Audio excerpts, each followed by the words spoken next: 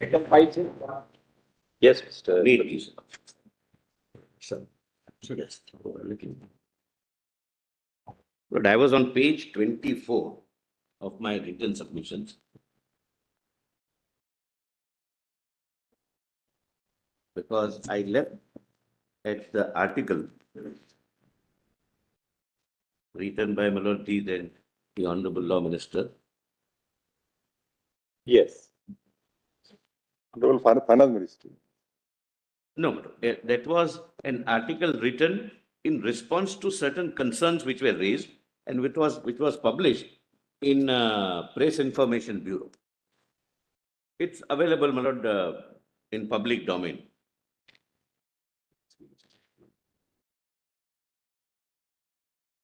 But I was reading from volume 2 at page 14, my lord. Kindly read from page 14, volume 2. Then I'll come back to my written submissions. Page? Page 14, 1-4 of volume 2, the title, my lord, for identifying the letter, Press Information Bureau, Government of India, Ministry of Finance. Your lordship gets me? Yes. Lord, kindly come to, allow me, my lord, to read the last para, because I have read, my lord, till 10. I do believe, my lord, I do believe that donations made online through checks remain an ideal method of donating to political parties. However, these have become a very popular, but this has not become very popular in India since they involve disclosure of donor's identity. However, the electoral bond scheme, which I placed before the Parliament a few days ago, envisages total clean money and substantial transparency coming into the system of political funding. A donor can purchase electoral bonds from a specified bank only by a banking instrument. He would have to disclose in his account the amount of political bond that he has purchased. The life of the bond would be only 15 days.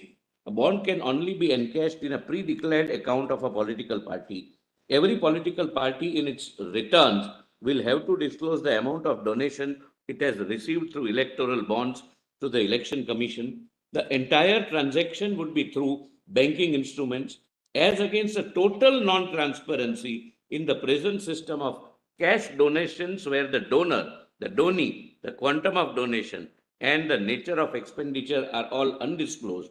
Some element of transparency would be introduced in as much as donors declare in their accounts the amount of bonds that they have purchased, and all parties declare. But it is very careful, some element of transparency. How? Because we have to begin. Mr. Mehta, in fact, I was just going through some papers. There was a very interesting discussion why the trust scheme came into force, how the trusts, in fact, in 1996, one big group, corporate group, with over 100 companies has set up a trust. Correct. And Tata, most, let us, yes. I didn't want to take it. So and the money from all those trust companies or the group companies will come in the trust, and then they will distribute and give it to different parties. The idea behind the trust was that the trust may be of 5 or more than 5, the money will come into the trust will then distribute the money, so nobody knows. The companies will give instructions to the trust to give to A, B or C party, but nobody knows which company has given that money. But what happened was 2013 scheme of the Election Commission made it mandatory to disclose which company is directed to give the payment. So that scheme virtually failed because of that. It had a contrary impact. Yes, my lord, but still, as a matter That's somebody's point of view. I'm not saying that's a right point of view or wrong point of view. No, correct, my lord. But as a matter of fact, my lord, the trust scheme still continues. One can have trust, and the same system can be adopted. Few companies can gather together and create a trust. Trust is a misnomer. It's a Section 25 company. Nothing turns on that, but it is nomenclature is trust. Lord, but one fact, my lord, inadvertently, my lord, we admit that the moment the question of disclosure of the donor comes, the scheme fails. As, my lord, it failed in trust. Because that is the disincentive, my lord. the incentivizing factor for the purpose of paying by cash is, my lord, secrecy, the confidentiality. Secrecy and anonymity is a negative connotation. I am using the expression confidentiality. My lord, my lord, what I am submitting is that Honorable Finance Minister is also saying that we have started a process, may not be a foolproof process. Some element of transparency would be introduced in as much as all donors declare in their account the amount of bonds that they have purchased, and all parties declare the quantum of bonds. How much each donor has distributed to a political party would be known only to the donor. This is necessary because once this disclosure is made, past experience has shown donors would not find the scheme attractive and would go back to less desirable option of donating by cash. Look, this is the experienced view of the lawmakers, that if this confidentiality is not ensured, people go to the earlier regime. In fact, the choice has now to be consciously made between the existing system of substantial cash donations, which involves total unclaimed money and is non-transparent, and the new scheme which gives the option to the donors to donate through entirely a transparent method of check, online transaction, or through electoral bonds. But it is, if I want to disclose my identity, I can pay by check. It's not taken away. I don't have to go through this electoral bond scheme. I can still pay by RTGS, direct banking transfer, or through check. But then my identity would be disclosed. If I wish that to remain confidential, then electoral bond. But I have very seriously, and I am bound to, considered, my lord, the concerns which your lordships have shown as custodian of fundamental rights of the citizens. And my lord, the government is proud about it, that your lordships are concerned.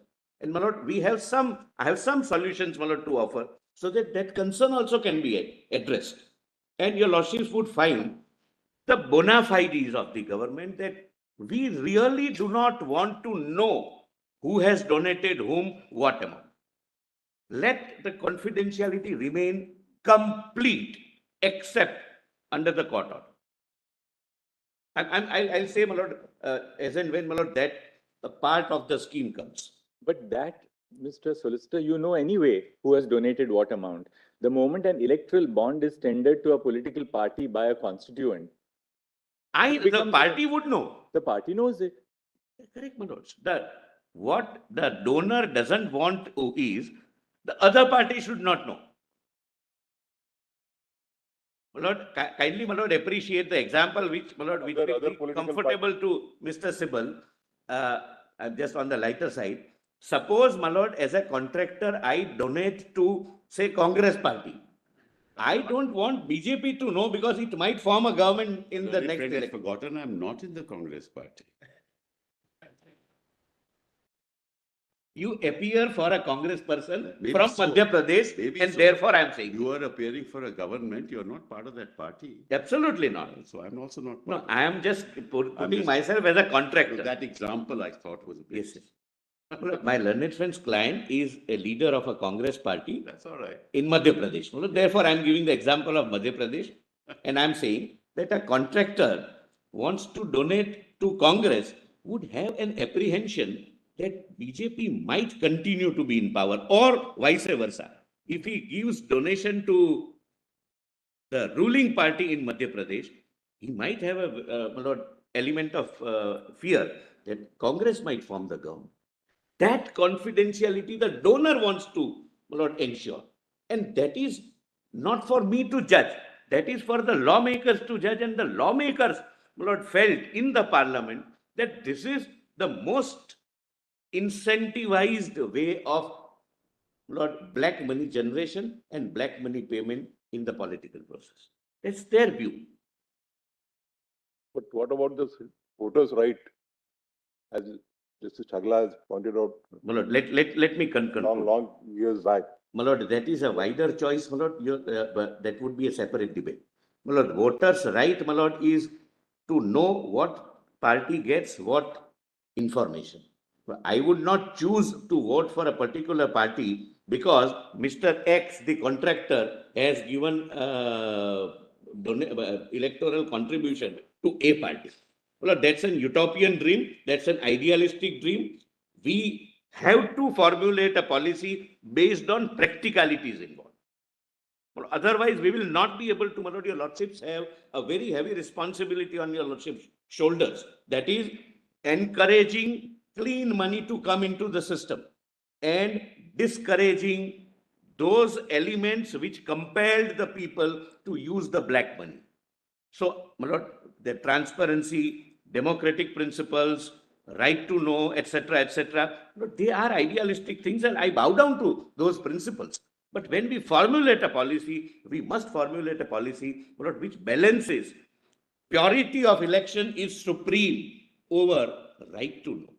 Voter votes not based upon which party is funded by whom. Voter votes based upon the ideology of the party, the principles of the party, the leadership of the party, the efficiency of the party, and how, my lord, the business houses vote, whether this party's government is giving me a sufficiently good environment to secure my investment.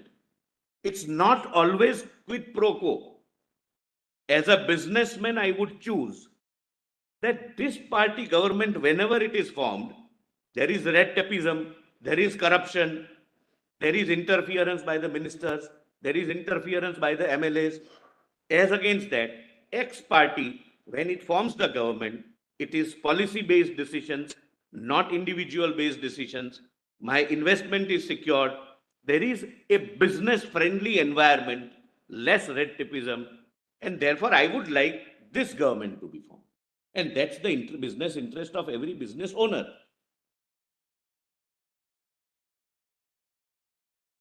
I'll read further, because the Honorable Finance Minister was also very categorical that we are not coming out with a foolproof scheme. There may be some lacunas here or there, and we are ready to improve. Please see. In fact, I have read that while all the three methods involve clean money, the first two are totally transparent, and the electoral bond scheme is a substantial improvement in transparency over the present system of non-transparency. Please see, my lord, this is what, my lord, the honest government, my lord, framing a policy for the betterment of the people and in larger public interest would say, and rarely says. This is what the Honorable Finance Minister said. The government is willing to consider all suggestions to further strengthen the cleansing of political funding in India. It has to be borne in mind that impractical suggestions will not improve the cash domination system. They would only consolidate it. Lord, the words are, if I may use the expression, prophetic. That this is substantially, we are trying to reduce the element of black money, clean money coming in the system. There may be lacunas. We are ready for suggestions. We are ready for improvement. But if the suggestions, as the Honorable Minister says, are not practical, it would defeat the object. Now, my lord, coming back to my note, my lord, at page 24. Volume? My lord, 2A. Yes. Lord, your lordships may now kindly come to 25. I'll explain the scheme. And my lord, possibly, at least I will be able to satisfy your lordships to convey that bona fides of the government are writ large, and from one or two suggestions which I will make, your lordship's conscience would be satisfied that scheme is designed to ensure that the ruling party knows. It's not even the intention. The ruling party doesn't want. That's the stand of the government. Whoever is the ruling party should not know about any of the details which others are not knowing. Who donated, to whom, what amount, the ruling party should not know. And I will not point it out. And if necessary, my lord, I have some suggestion, my lord, which may, my lord, perhaps, my lord, subject to your lordship being satisfied, take care of your lordship's concerns. Mr. Solicitor, is it your contention that under this scheme, The ruling party does not know who its donors are? No, no. The party every party knows who their respective donors are. Yes. Yeah, Malod, the confidentiality is from other party, Malod. I'm sorry, Malod, I am unable to convey the heart of the matter. Malod, if I donate to Congress, the Congress knows Tushar Mehta has donated. Right. But you don't, My worry you is don't want another party to know. BJP should not know so that I don't get victimized. That's the purpose of confidentiality.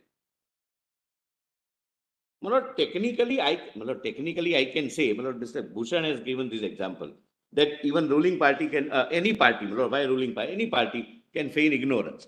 That somebody came and in my Dropbox not in the digital sense, in the ballot box, in the postal box, there was an envelope.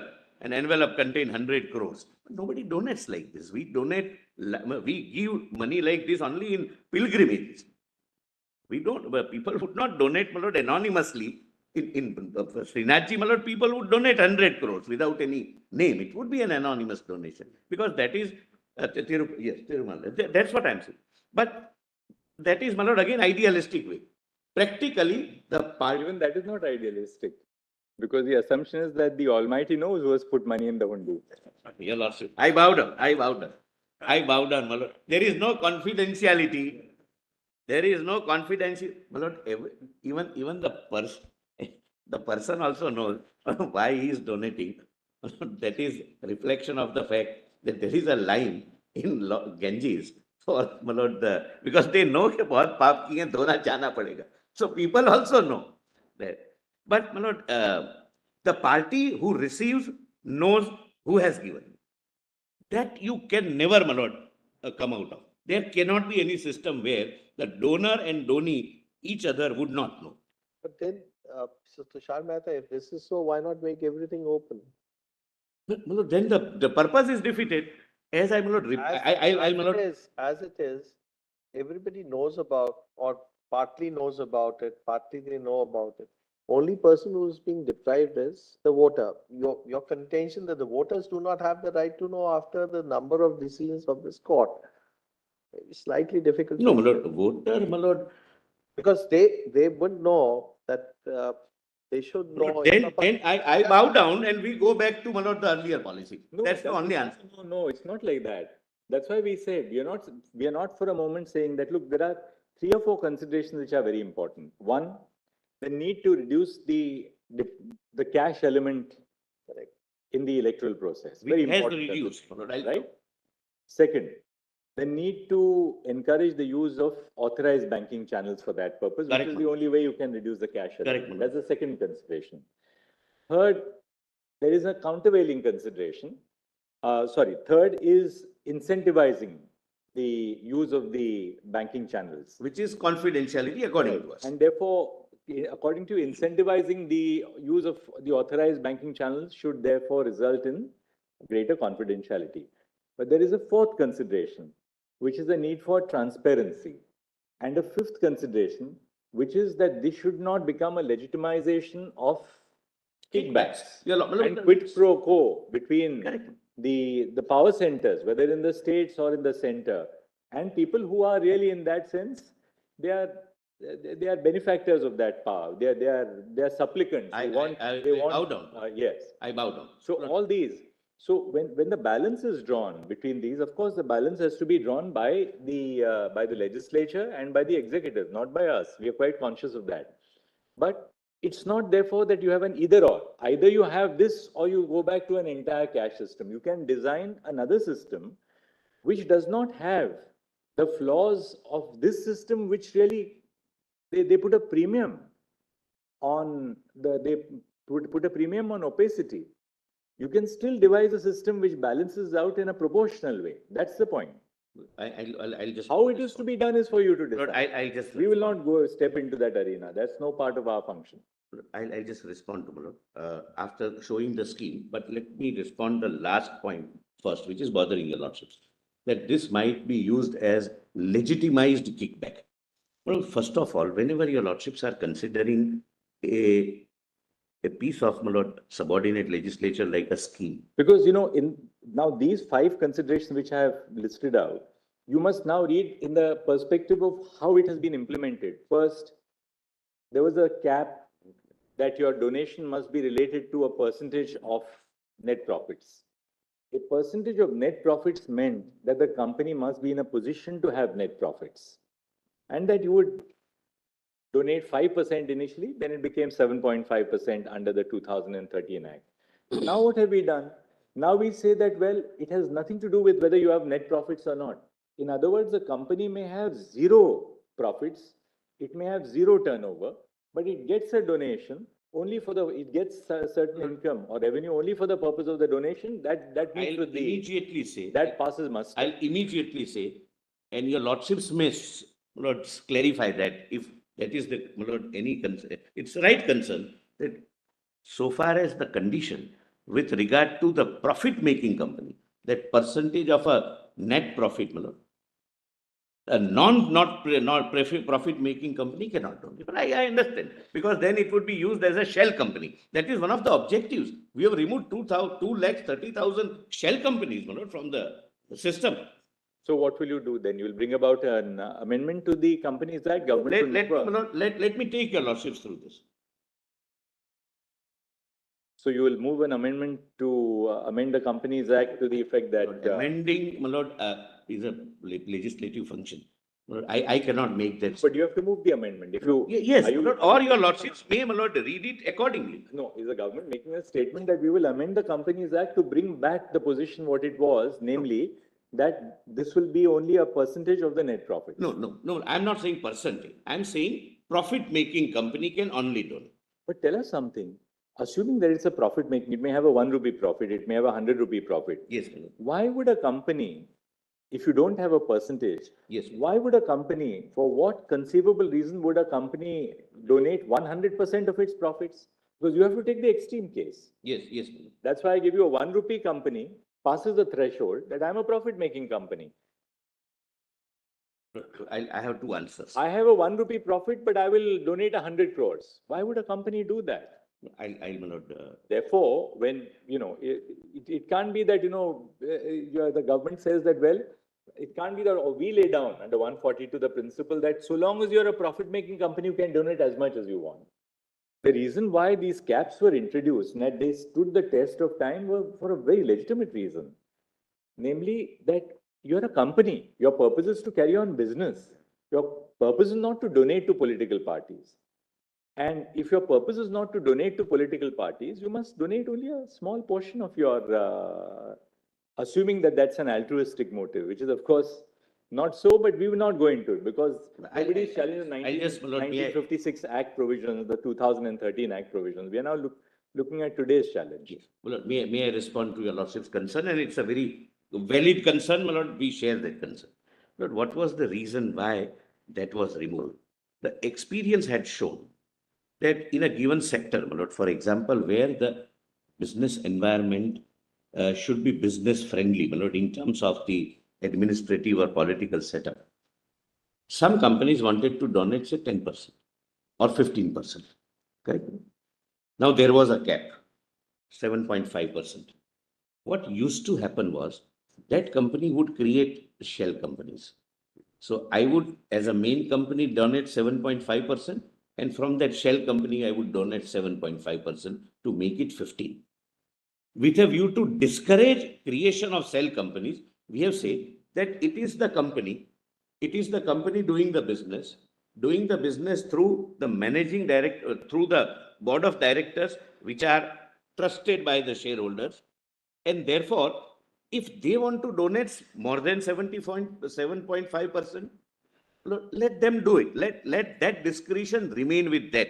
As a government or as a parliament, it's none of our business to prescribe that ceiling, that don't use more than 7.5%. So that was the purpose. The purpose was to disincentivize creation of shell companies to do what they wanted to do. But now you do it. But that you Number can two, number two. You can Number two. disincentivize that Allow me to by say. having narrowly tailored provisions. For instance, that you must carry on business for a certain stipulated period. You must have a certain asset base. You must have a certain turnover. These are all, usually accepted yardsticks under the Income Tax Act to prevent a shell company from carrying on activity. That you must have a certain degree of business turnover, capital, assets before you can donate. That makes sure that you don't have a shell company. You can put all these things in place. There's no difficulty. That will obviate your concern of shell companies. I bowed. But another thing which weighed with the government, and I'm just trying to satisfy your lordship's conscience about the positive approach with which, my lord, we approach this problem. Mr. Solicitor, we don't have to go into the motives of the government at all. No, I'm giving the reason. Fault. I mean, the constitutional court is no part of our function to deal with motives. I mean, No, certainly. Your lordships may even deal with this is the rough and tumble of democracy in the country, which we respect, entirely respect. That's why we have this freedom of speech that all of us have in the court, outside the court. So we respect that process. which many The a time point is, no, but the point really is this. The point really is not that. We don't want to go back now to a cash-only system. No, that's not the purpose of the court. All that we are saying is that do it in a proportional, tailor-made manner, which takes care of the serious deficiencies of this. Now, my lord, another factor which weighed with the government while coming out this no cap policy was that if some party wants to donate more than 7.5%, and they do not wish to have a shell company also, what would be I'm posing a question to myself, what the company will do? They will not donate. No, that's the first idealistic option.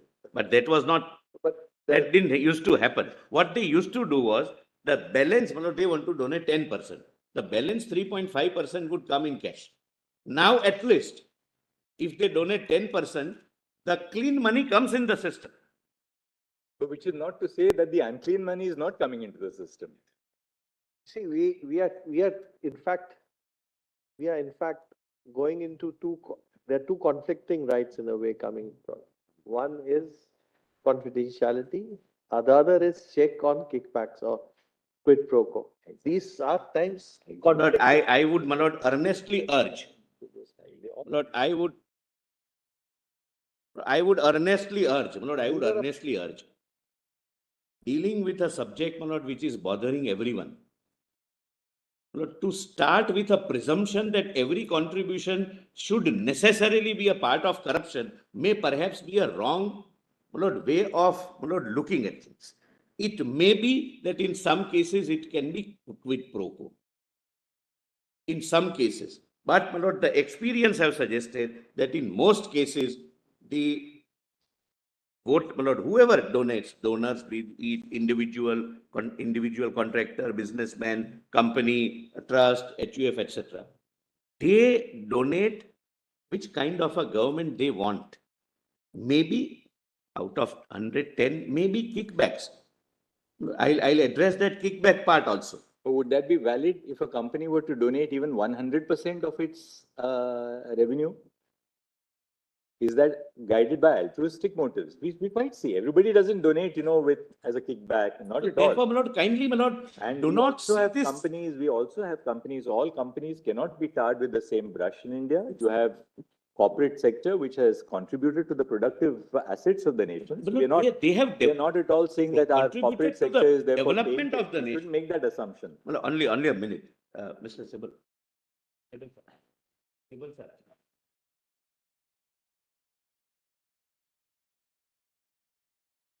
No, there was something personal, not. It was not a fun or humor. my lord. Out of concern, I asked something, which I'll right now not share. That's all right. We had some concerns. I said, go to my chamber. That's all. Lord, so the idea was that instead of either shell company or paying by cash, let the clean money come into the system. And my lord, clean money has come into the system.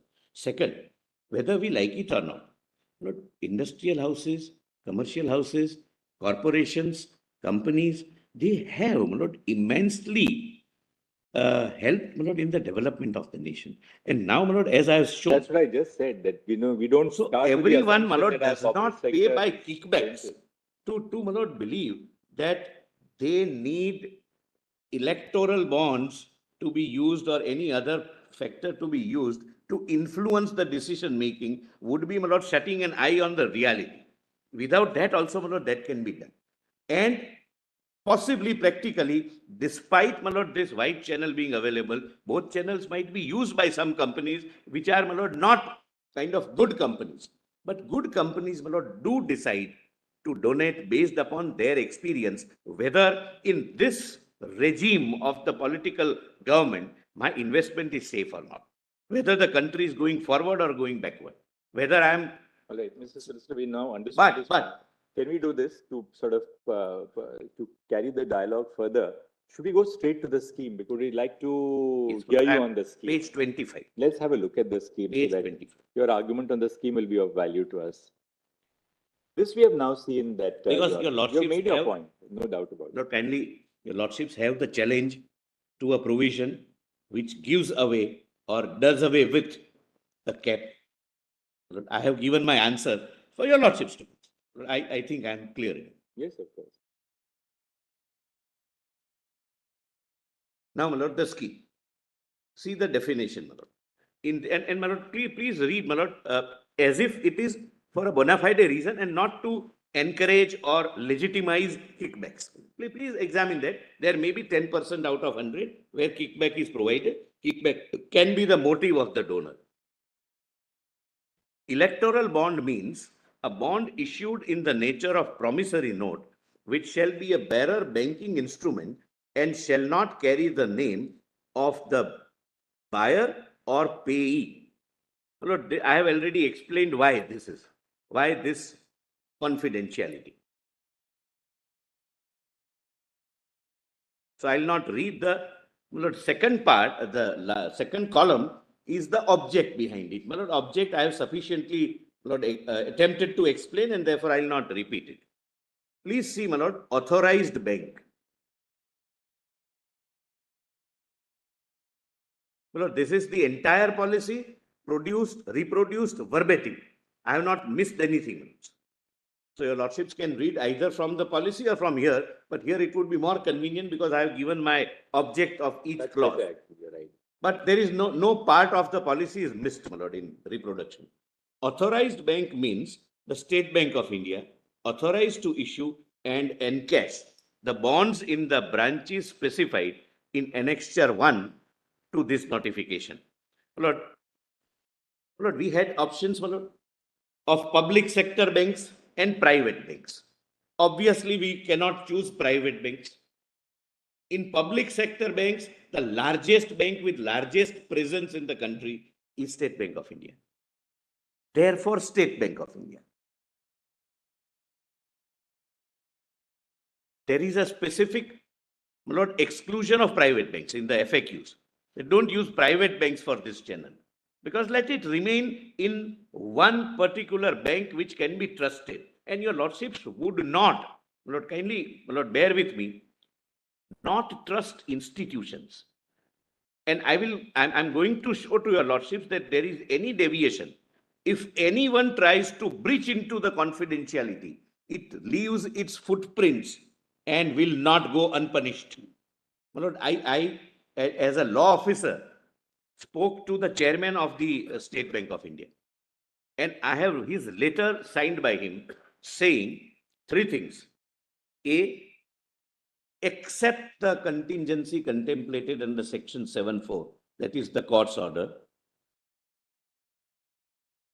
nobody can get.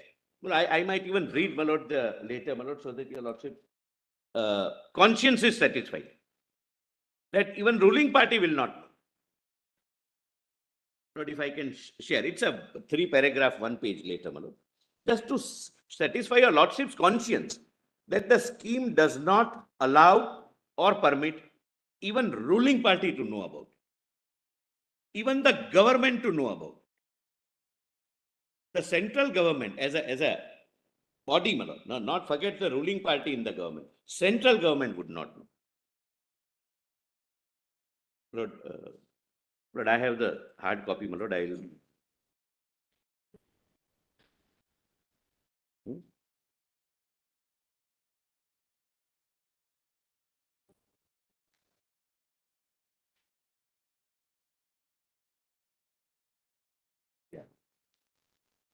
Lord, this is a letter addressed to me. Or may I read? In response to the queries of the Solicitor General, we submit our response as under. The State Bank of India has a foolproof mechanism for maintaining complete secrecy of details of purchaser of the electoral bond and also the political party which deposits such electoral bond. This information cannot be shared with anyone, including the central government. In the eventuality contemplated under clause 7.4, there is a scientific system available whereby this confidentiality can be decoded by a process and be placed before the competent authority or court under clause 7.4 of the scheme. It will not be in the interest of the scheme to put it in public. The mechanism which will be used while decoding information for being provided as required under clause 7.4 of the scheme. Now, my lord, the largest public sector bank is before the highest court of the country, signed by the chairman of that bank saying that this cannot be shared even with the central government. And we have a mechanism in place that nobody can breach it. This one.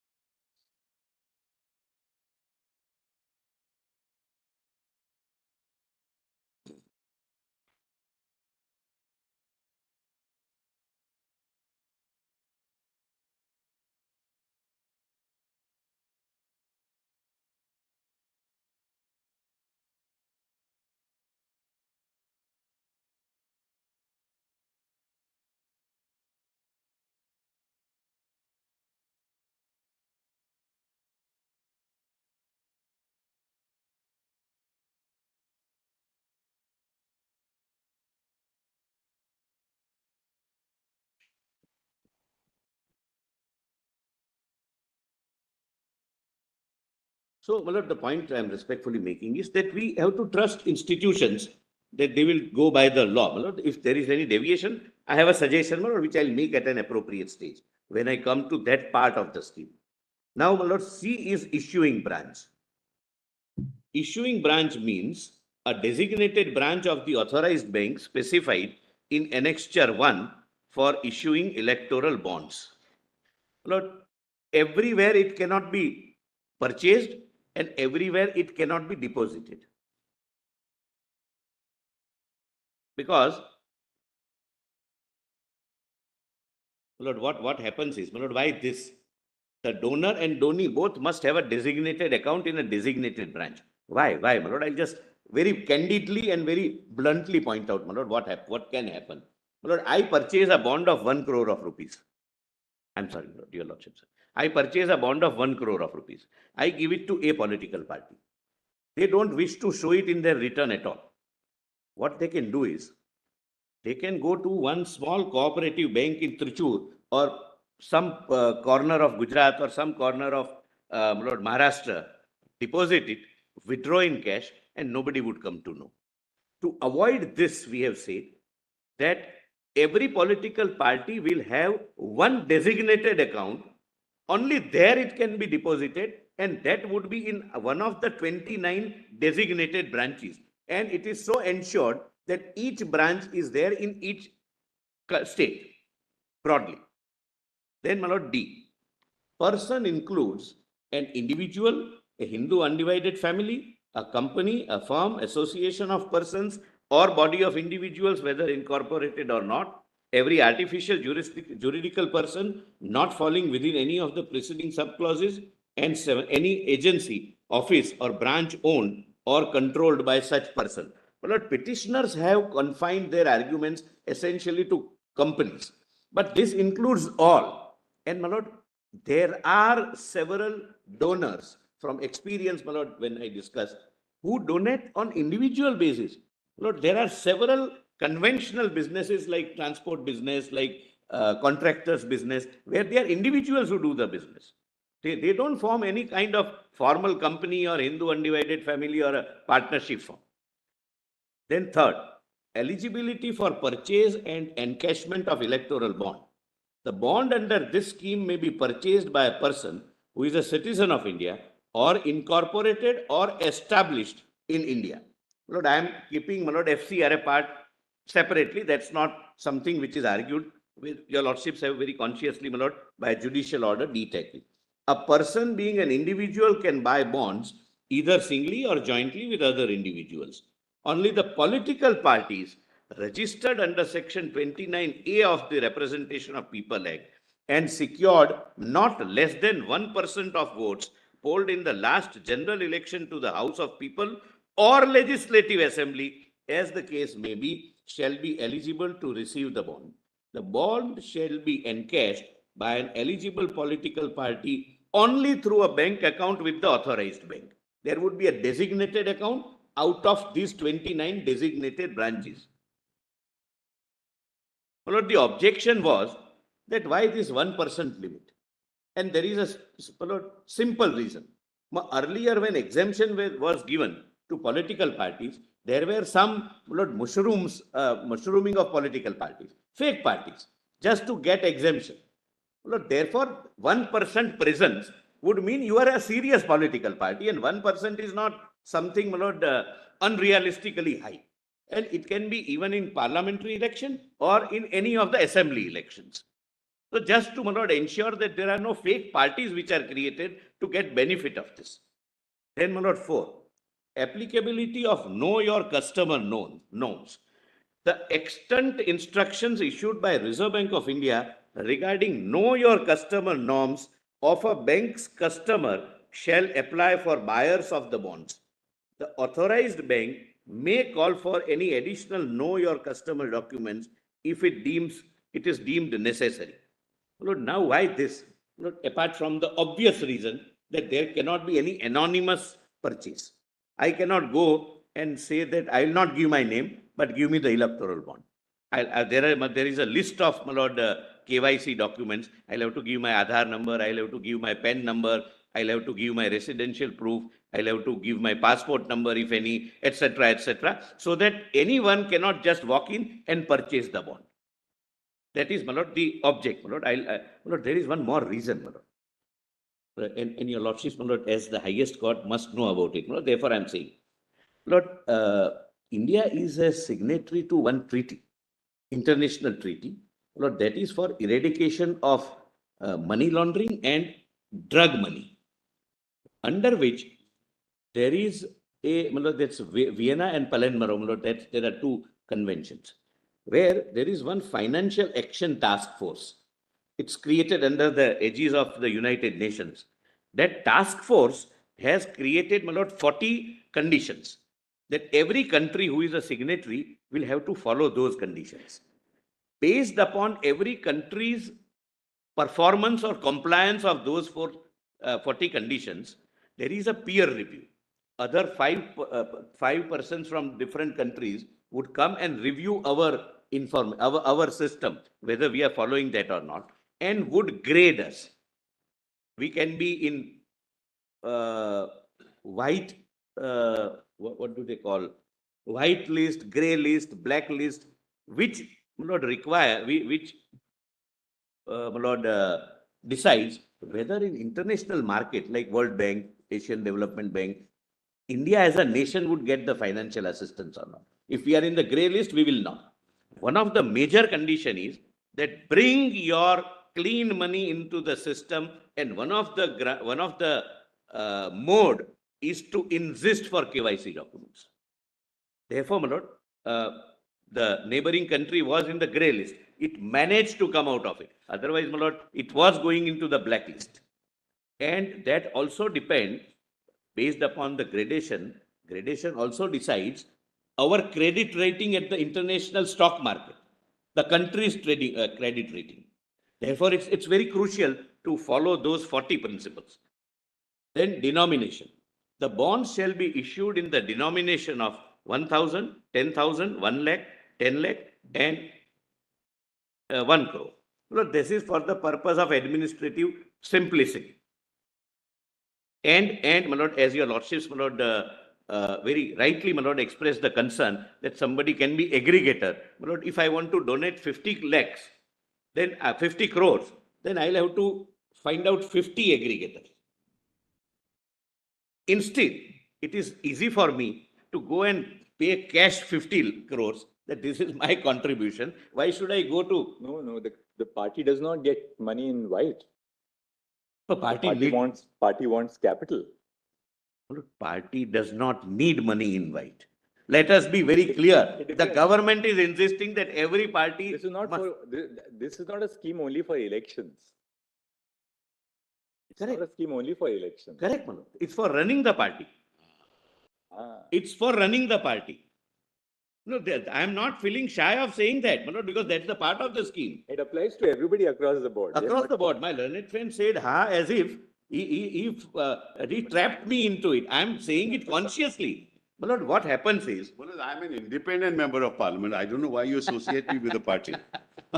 yeah, My let's not history can't let's not go into it. Let's not go victimize me. Don't victimize me by my history. He's not entitled to get an electoral bond under the scheme. He doesn't have 1% of national or the local bond. Right. Well, let's not go into it. A personal thing, I never, my lord, intended. My lord, what happens is, let me clarify that position. This is not for election. My lord, when we talk of election, we think of general parliamentary election. When a political party is running, my lord, it contests parliamentary elections, it contests assembly elections, it contests my lord, local authorities elections. It has its own campaigns, it has its own rallies, it has its own, my lord, think tanks. Think tanks are also, my lord, every party has think tanks, their salaries, they need some kind of a, my lord, building in every state. They need, my lord, offices in every part of the country where the voters would go and seek some minor help, my lord, right? My name is not entering into the ration card, etc., and some workers of the party, each party, my lord. So it's holistic, my lord. It's nobody has so far, my lord, heard. At least I have not heard that, as my learned friend gave a very fantastic example, that bungalows being built for the leaders. My lord, no party, my lord, I'm not on one party, has built bungalows for any leader. But they are building offices and other electoral expenses. Now, my lord, comes to the validity of the bond. The bond shall be valid for 15 days from the date of Just issue. 1 second. Nowadays, the whole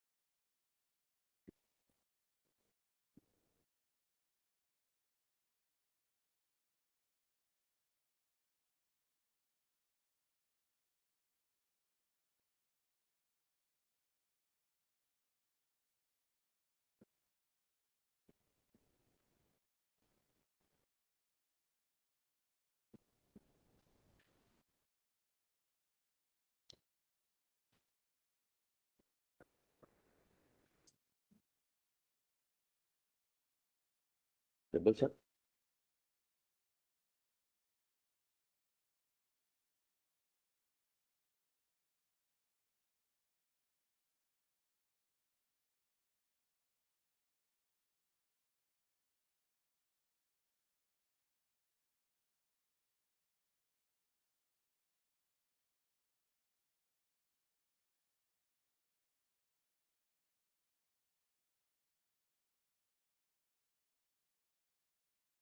I could just consult, if you're not feeling too well, we can sit in one of our ante rooms and watch it on your iPad. You know, we are now on streaming online. You My lord, can just go I and, requested, my lord, Mr. Sybil, to sit in my chamber and we have the video we hearing. can ask the I didn't want to say At the that. time when I have to reply, I should be here, Manoj. No, you can listen to the arguments. If you would like to sit in one of our conference rooms, I can ask the registrar to. Yes, you that can be can- done. Manoj. I'll sit there. I'll sit there you and can watch just, if your lordship My lord, in the morning, my lord, in fact, I suggested that it's nearer.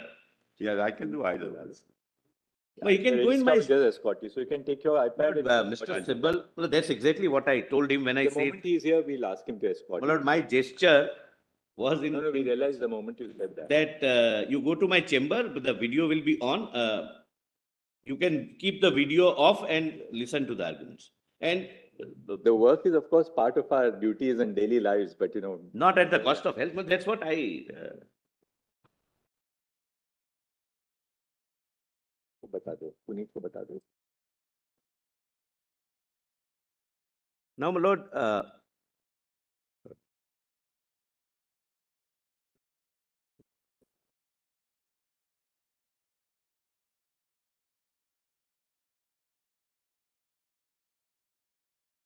Off the track, the KYC with regard to anybody who makes donation above 2,000 rupees is also required to be done by the political parties, or is this format prescribed for that? I'll just ask because in the scheme doesn't provide No, for. this is nothing to do with the scheme.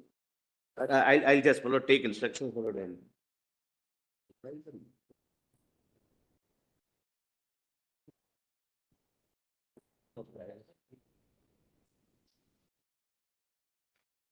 There is for banking channels, yes, even if it is less than 2,000, but political parties can, there is no, the political No, but parties.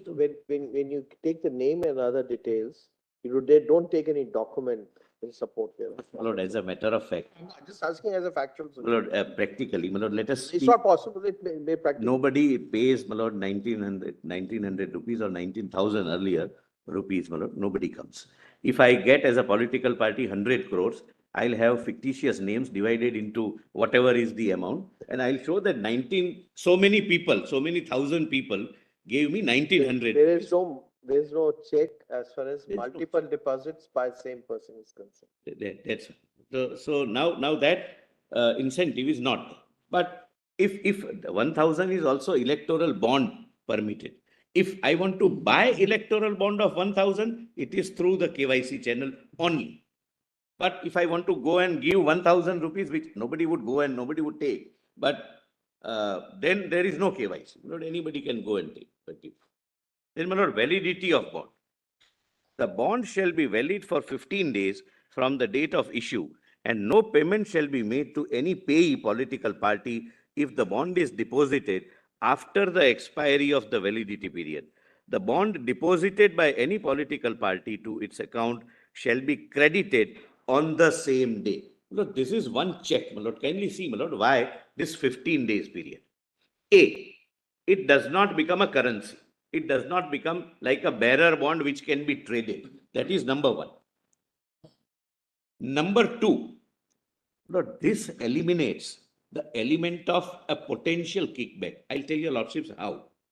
Lord, I keep a electoral bond of say 100 crores with me. I tell a political party which is about to go in election that I have 100 crore. If you form the government and if you give me this contract or whatever is the quid pro quo, this is yours.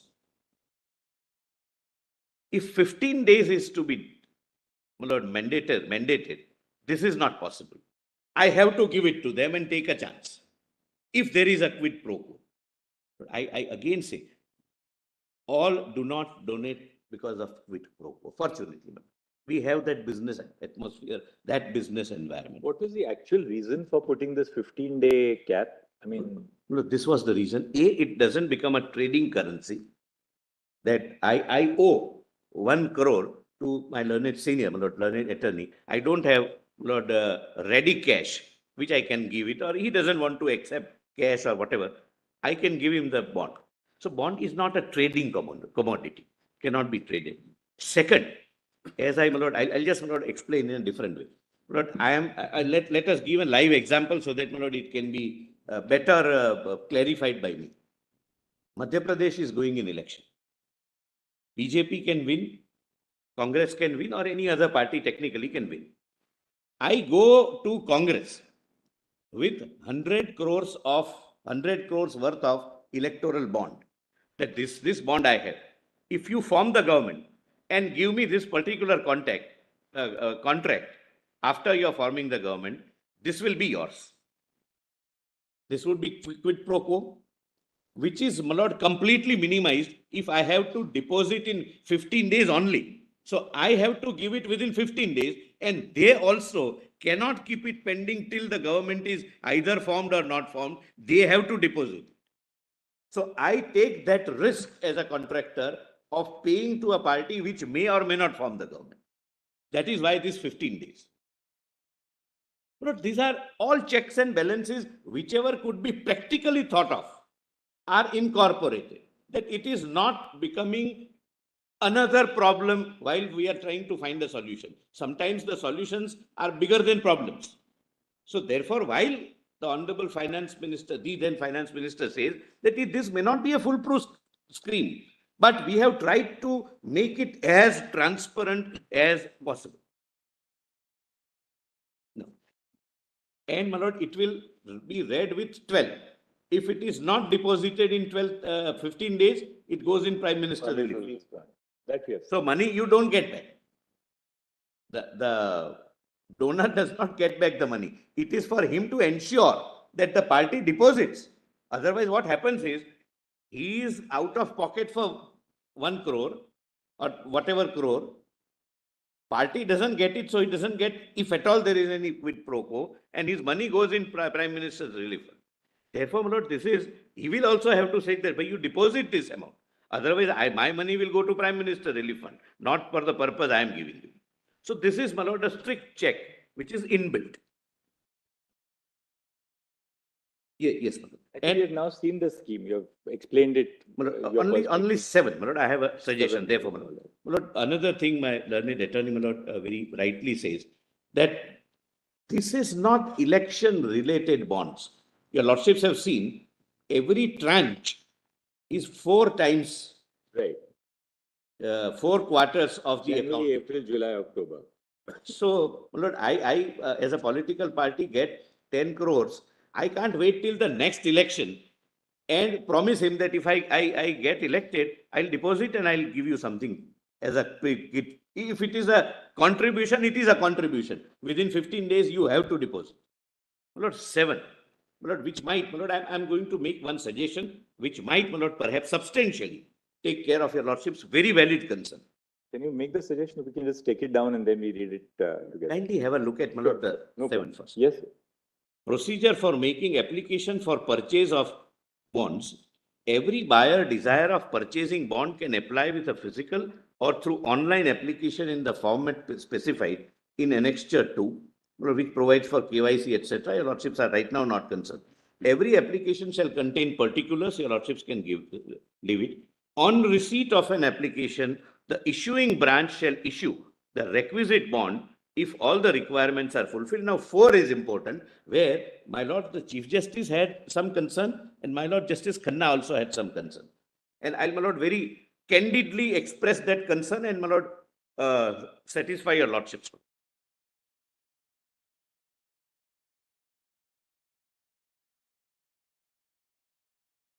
4.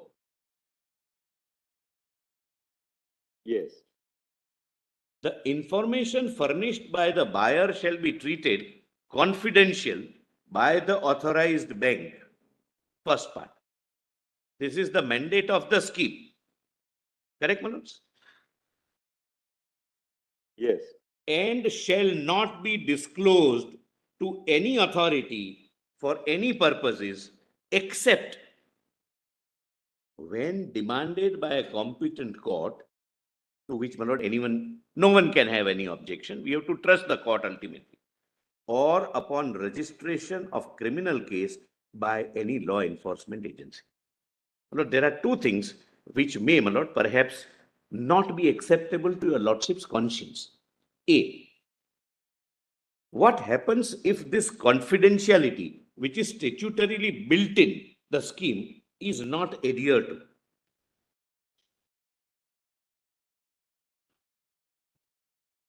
Yes. But your lordships would mark that if I try to breach the confidentiality system, it would lead digital footprints left.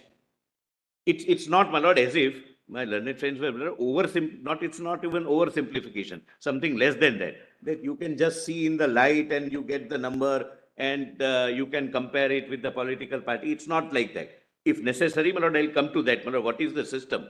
It leaves its footprints in the digital format which cannot be erased. Please read and kindly see, my lord, the intention of the government and, my lord, the bona fides of the government. Anyone not complying with or committing breach of this confidentiality, your lordships may say, would be criminally liable for criminal breach of trust.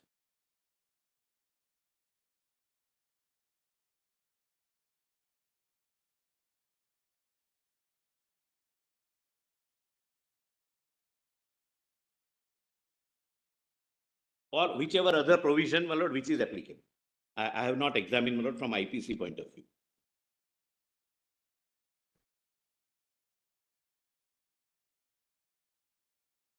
Yes. Correct, Manoj?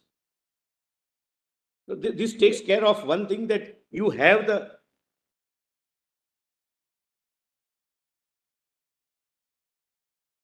the biggest public sector bank, the assurance of the chairman of biggest public sector bank, with your lordship's direction that any breach will be visited with penal consequences. Now, my lord, second, and that's where my lord Justice Khanna's very valid concern, my lord, was expressed. So far as court is concerned, my lord, I don't think anybody has disputed.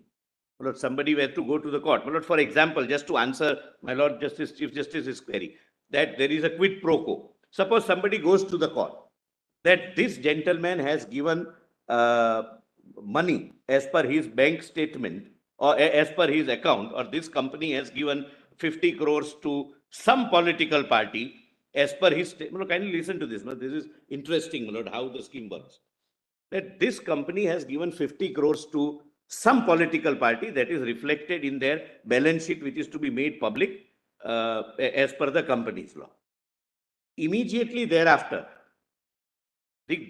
one particular government has given him a contract worth 250 crores, and therefore I suspect he has to give reasons. He can't rush the way PIL petitioners are rushing, but he can say that there may be a quid pro quo, and the court is prima facie satisfied that yes, there may be.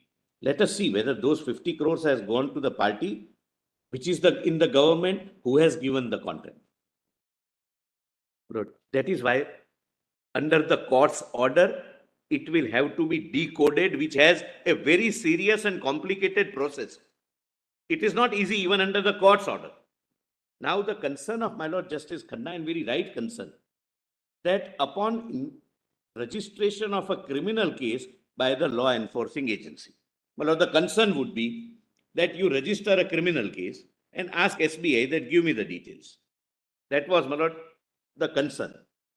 Your lordships would recall in Aadhaar judgment, there was a similar provision.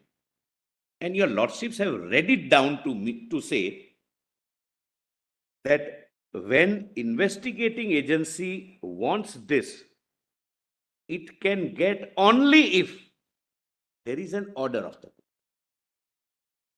court. Kindly put that layer by reading it down. Yes. Look, kindly see, my lord, the bona fide is, the purpose is not that the party in power knows what is paid to whom. The purpose is not that this is to be used for the purpose of penal persecution.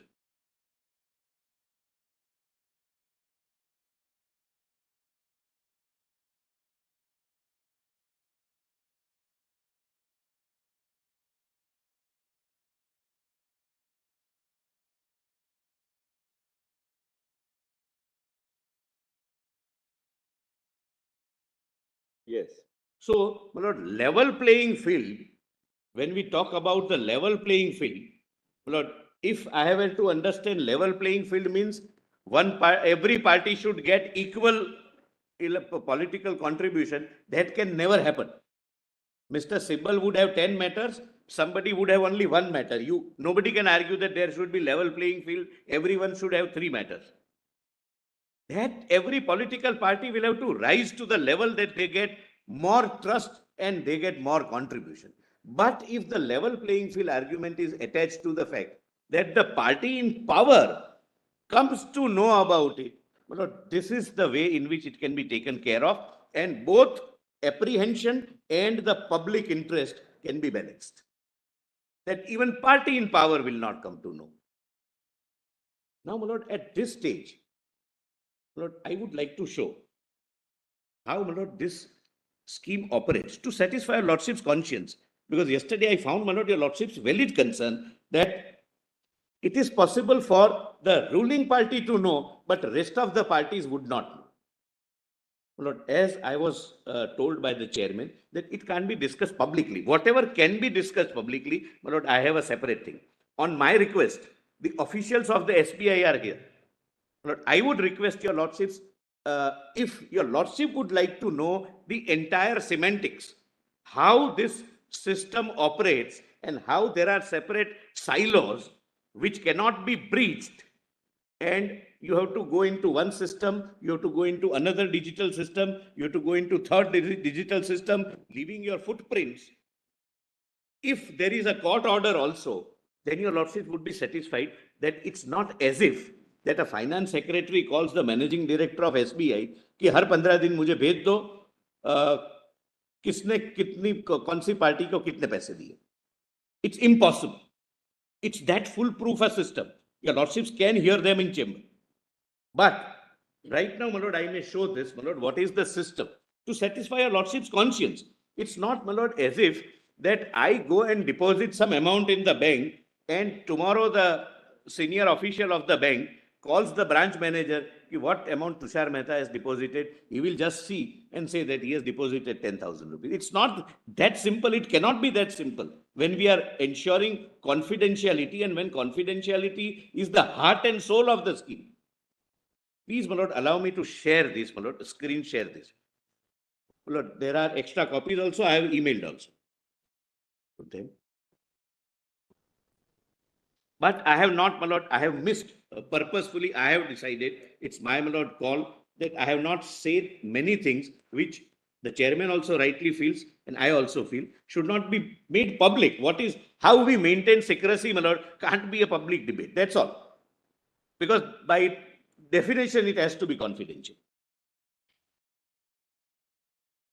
Mr. Solicitor, just so that we have a little bit of an eye on the clock, learned attorney will take about half an hour after your turn. I think so, my lord. I might be over by 1.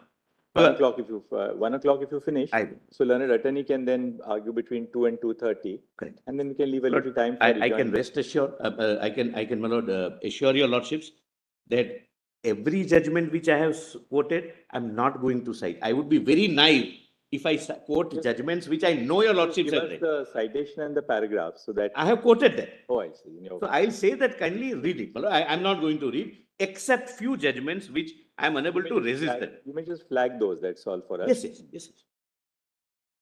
Lord, this is, my lord, the copy is given. Leave yourself a little time to deal with the challenges to the amendments to the statutes. Huh? These are, my lord, the objects. Right, right. We have now covered the scheme. No, I'm just saying that since you have an hour to conclude, give yourself a little time to deal with the challenge to the statutory amendments. That's what, my lord, my answer is, one line answer. The statutory amendments are to ensure that this scheme can be framed and can be operated.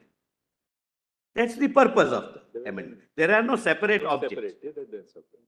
And you have really covered the reasonableness aspect as well. There are corollary. Yes. To, my lord, the scheme.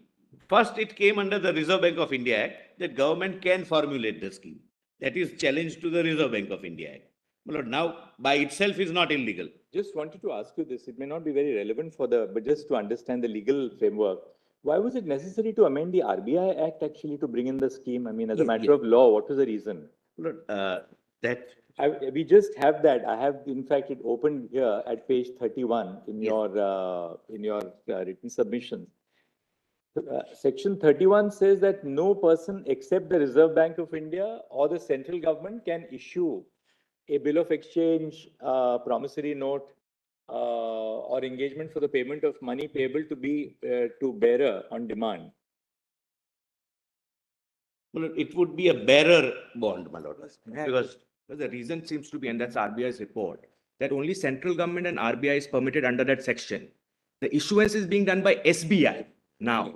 So you, no, that's not the yes, idea. so it's somebody else which is being permitted, and that's one of the reasons which the RBI's letter also, which I think Mr. Bhushan showed to you. Lord, there is no, nothing turns on the, and you will not succeed or lose on this.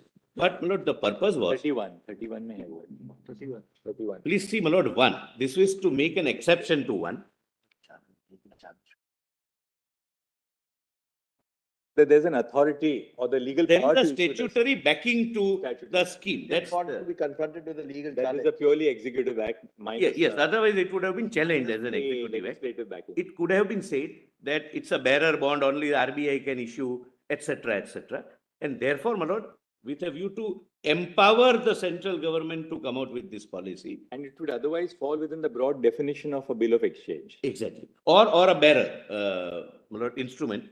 They say payment of money payable to bearer on demand to borrow. Or engagement for the payment of money payable to bearer on demand. Engagement is very broad. And one, Therefore, that Lord, subsection subsection three- 1, first line, Yes.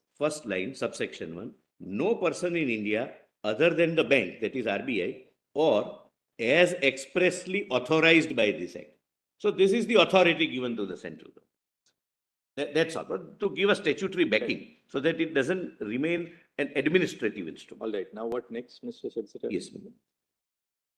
My lord, now what I'm reading is on the screen, my lord. I have shared, my lord.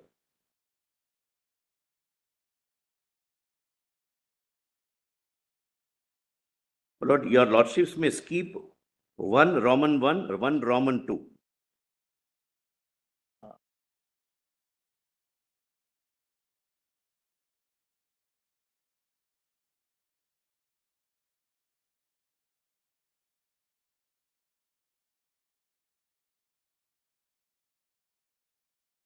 Gautam.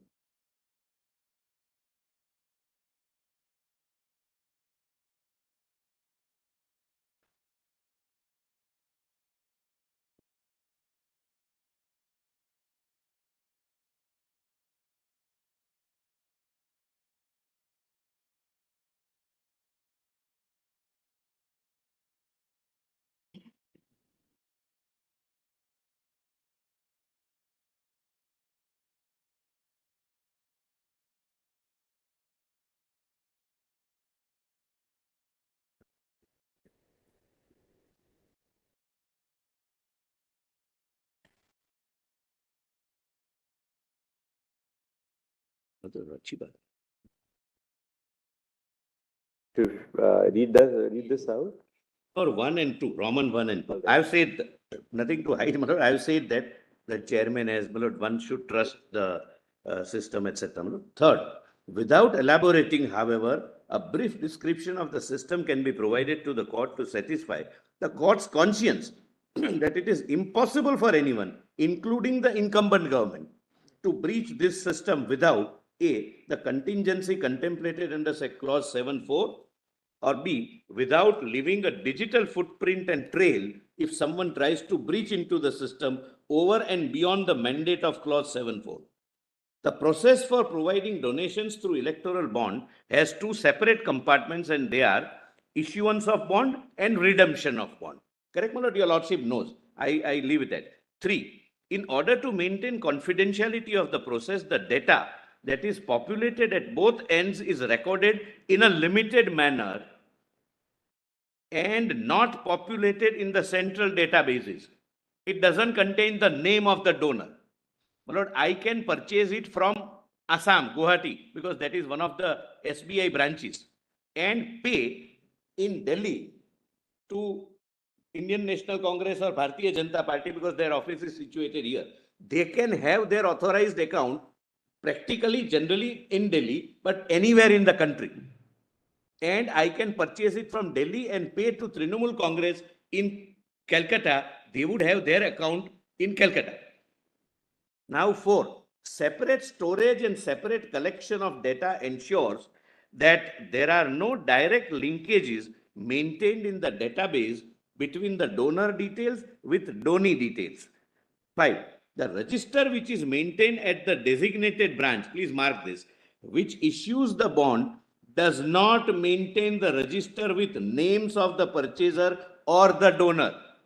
So if I go and buy a bond worth 1 crore, the register would only say one bond issued, 1 crore rupees.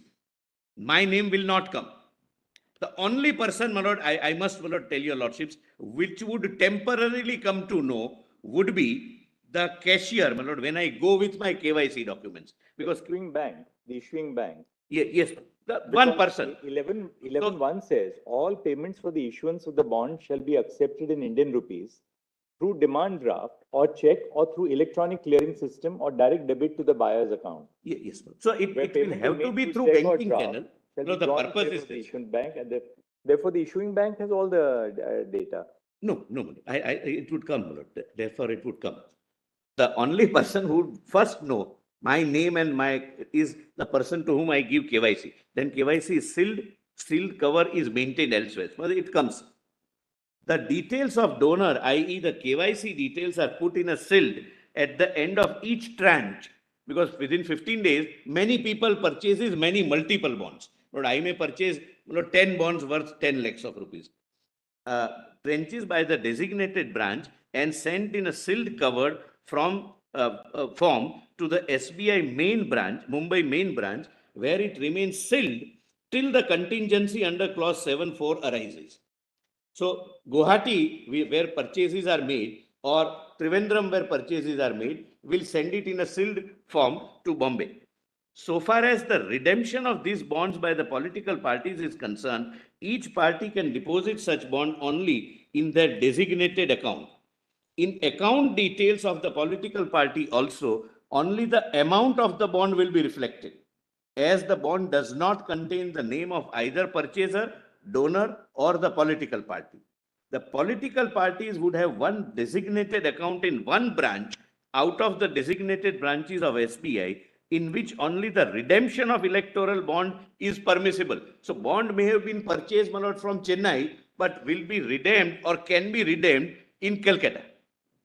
However, the political party can present the bond for redemption in any of the designated branches, which will credit the amount only in the main designated branch. They can go to Jaipur and say that this is my bond. The money would be transferred without anybody's name to the designated account wherever it is maintained, one designated account.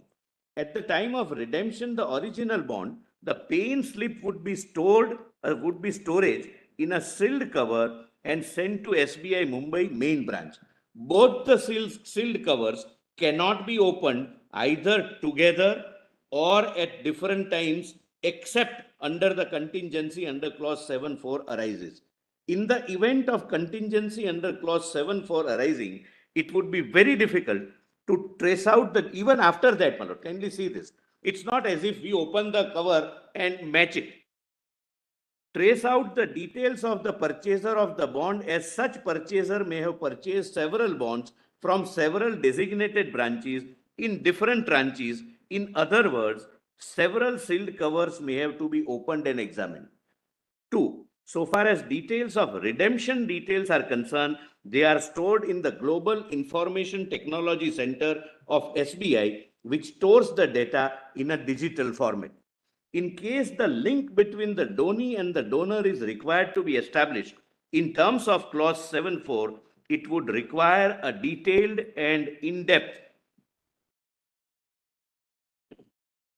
tracing out of information from two different information silos of donors and donees. The said exercise is not automated and cannot be carried out in a linear fashion, and requires a scanning of different databases which are designed without maintaining interlinkages. Therefore, the process of issuance and redemption of electoral bond and data generated therewith is not maintained in a central database, and the data sheets are not populated and tallied at one end. There exists no direct linkages, and completely separate information silos are stored under separate heads with separate departments. So I'll have to ask several people to collude with me if I want to get the information. Because, Lord, I have not given that, but this center, Lord, Global Information Technology Center also, as I was, Lord, explained, I was also not explained in detail, and nor did I insist. But they also have 3-4 layers. It goes, the request with the court order goes to one, he will open, then it goes at a second layer, then he opens, and everything is digitized, leaving the footprints.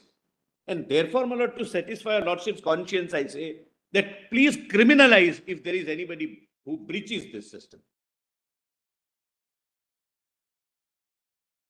Yes. Yes. Now, Lord, I'll come to, my lord. Please come to page 36 of my written submissions.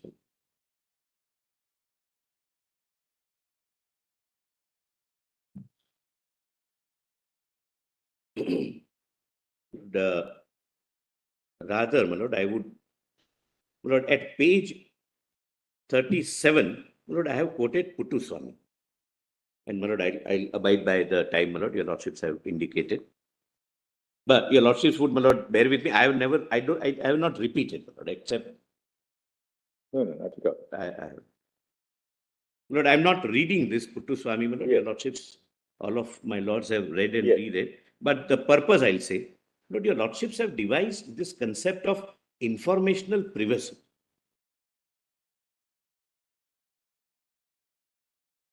Lord, your lordships were examining two competing interests, namely, one, right to know, and second, right to have informational privacy. And your lordships have accepted information privacy to be a fundamental right. If, my lord, I am the person donating, and if your lordship's conscience is satisfied that system is in public interest, your lordships can, Lord, accept my right to informational privacy as against general right to know. And why, my lord, I say this?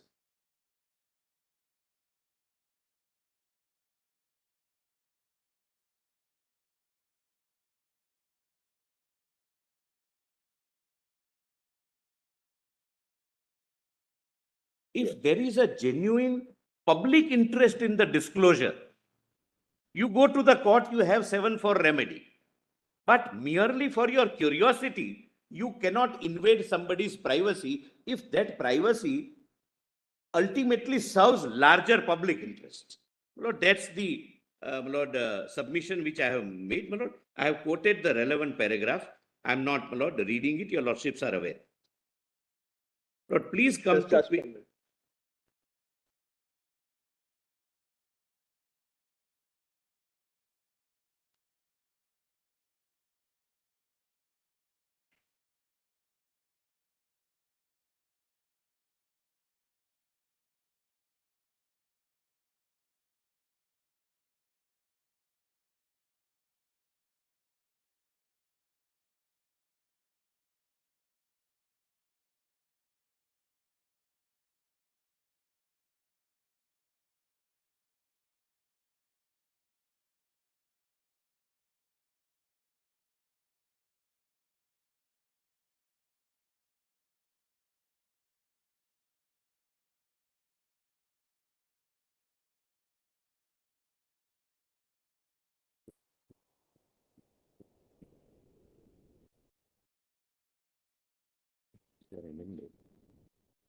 You are saying that you are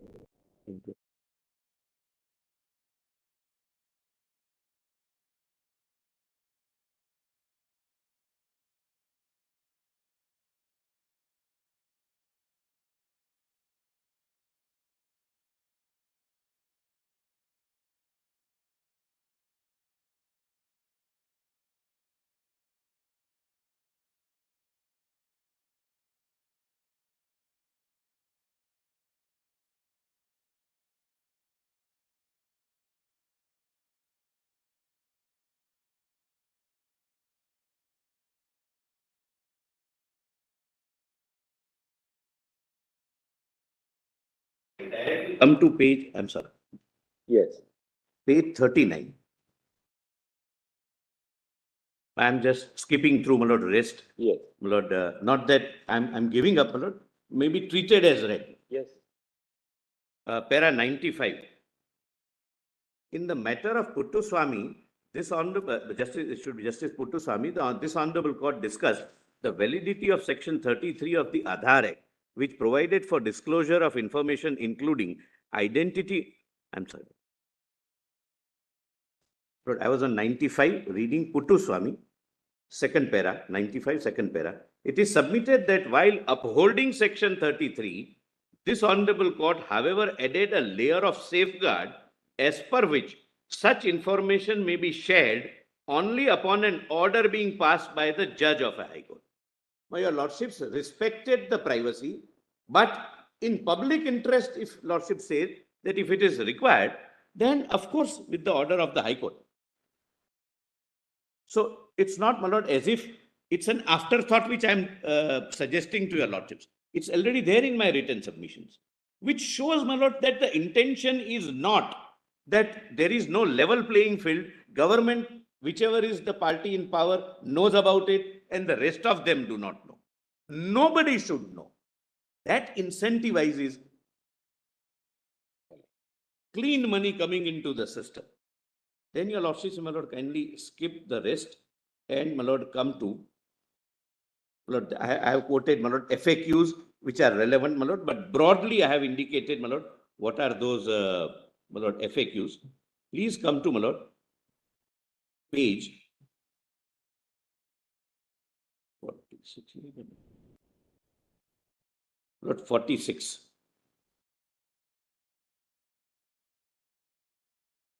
But this I have already argued. I will not, my lord, bother your lordships.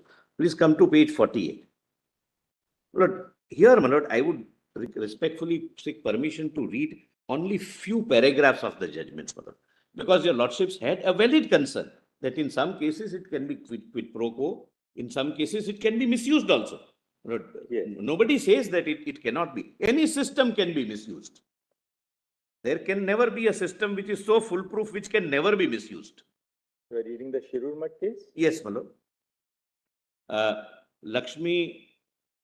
Lakshmindra Tirth, my lord, the Shirur Mat, my lord. Kindly see the last 3 lines which are bold and highlighted, my lord. For your lordship's convenience, my lord, I have done this. I don't wish to read the whole. The saving provision contained in section 91 of the Act makes the position quite clear. An apprehension that powers conferred by this section may be abused in individual cases does not make the provision itself bad or invalid in law. But this is, your lordships are aware, my lord, 7 judges case. 7 judges judgment. It can, my lord, in Indian ingenuity is, my lord, popular around the globe. And general human ingenuity, my lord, everywhere this is happening. Then, my lord, please see 117. Similarly, in collector of customs versus so-and-so, this court observed the possibility of abuse of a statute otherwise valid does not import to it an element of invalidity. Further, in state of Rajasthan, it was said that it must be remembered. You know, these are very well put, therefore I am tempted to read. It must be remembered that merely because power may sometimes be abused, it is no ground for denying the exercise of power. The wisdom of man has not yet been able to conceive of a government with power sufficient to answer all its legitimate needs and at the same time incapable of mischief. There can never be a system. We have started, we have begun, and as I pointed out, the beginning is giving us fruits. Digitized money, my lord, is bringing clean money into the system. I have given the figures, my lord, of payment made by digital mode. Then, my lord, Keshavanand Bharti, in exercising the power of judicial review, the courts cannot be oblivious of practical needs of the government. The door has to be left open for trial and error. Constitutional law, like other mortal contrivances, has to take some chances. Opportunity must be allowed for vindicating reasonable belief by experience. Lord, the government, which consists of all politicians, the parliament consisting of all people in politics, my lord, they discussed this threadbare and found that there may be some lacunas in the system, but this is under the circumstances the best system. My lord, that trial and error, my lord, the government is entitled to. My lord, then, my lord, I am not reading Mafatlal, but please, my lord, come to, my lord, I am not reading A.K. Roy also, please treat it as read. Please come to PUCL. Lord, PUCL also, my lord, is on the same lines, my lord, therefore there is no point in duplicating. My lord. Then, my lord, I have pointed out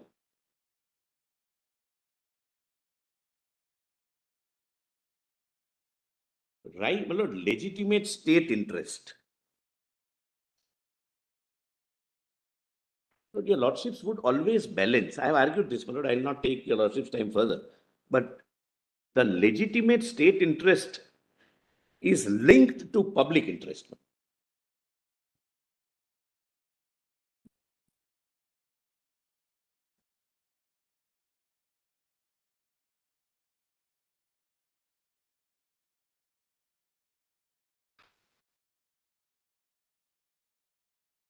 So you have the right to information, no denial, but you have the information which company purchased how many bonds, and you have the information in public domain which party got how many electoral bonds. If anything beyond that is encouraging cash economy to enhance, that your lordships can balance, and that would be in the legitimate state's interest. That public interest would be of paramount consideration when your lordships examine this, my lord. Lord, please see para 130. It is submitted that specific judgment in PUCL and SO, my lord, which were referred to by them, sought disclosure of information which was already in the knowledge and possession of the state authorities. When they say that you declare what is your property, you declare what are the criminal proceedings, these are all in public domain. At once platform you declare, but here you are trying to lift the veil of confidentiality, which is by design made a part of the very system and which is the pivotal part of that system. And even the government doesn't know it. So, right to information cannot be claimed from me. Now, your lordships may, my lord, kindly go to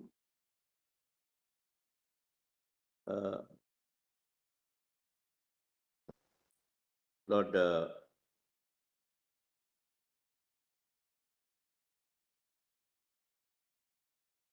page 60, Lord, one passage from Puttaswamy. This is the majority view, my lord. Of course, my lord, all views are concurring except on the ground of, except the question of money bill. Privacy, your lordship gets that? Privacy and proportionality are two interlocking themes that recur consistently in the above judgments. Privacy, also construed as informational self-determination, is a fundamental value. There is a consistent emphasis on the impact on personal dignity if private information is widely available and individuals are not able to decide upon its disclosure and use. This right of controlling the extent of the availability and use of one personal data is seen as a building block of data protection, especially in an environment where the state of technology facilitates ease of collection, analysis, and dissemination of information. Then your lordships may, my lord, kindly see how, my lord, the judgments cited are different. My lord, I have already said. Yes. My lord, level playing field, my lord, I have dealt with at page 64. But, my lord, I have already, my lord, orally made submissions before your lordships, my lord. But kindly see, my lord, 151, para 151 at page 65. I have already marked, my lord, which portion I'll skip and which portion I think I must assist your lordship with. 151. The petitioner claims that there is an incumbent bias as a large amount of money go to the ruling party. It is submitted that whether such an incumbent bias exists, and if it does, what its extent would be is a question wholly irrelevant to determining the constitutionality of the scheme. And my lord, I have already said that that has been the trend. The ruling party gets maximum because the ruling party has the confidence of the maximum people. Yes. Now, my lord, page 65 bottom.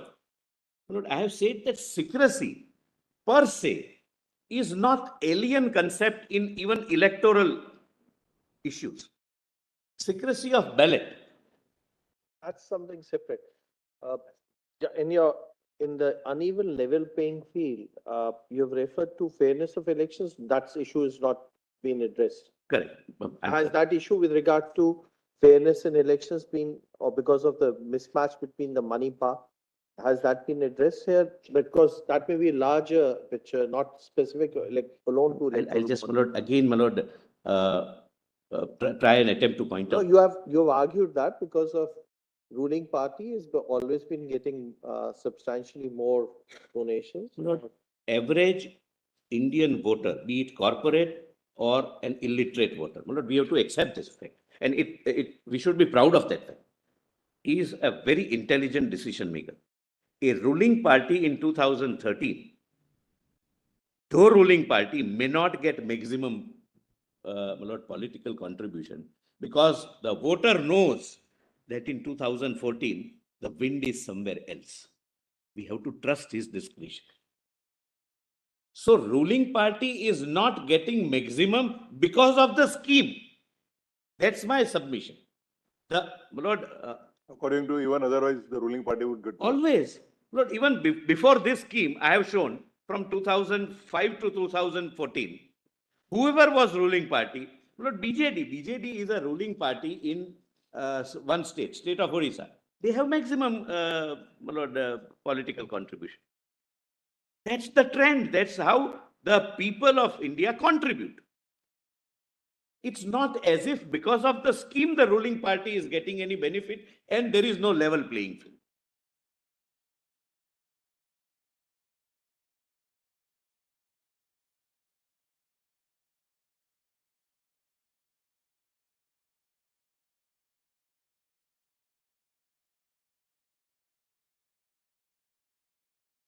Yes.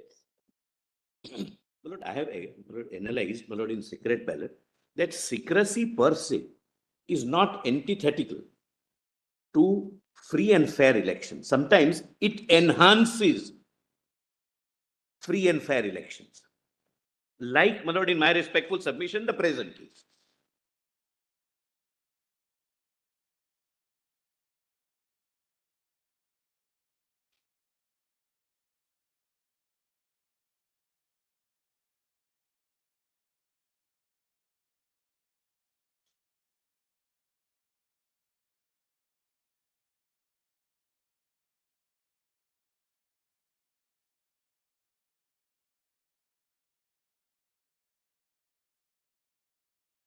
Lord, kindly come to, my lord, page 70, para 165.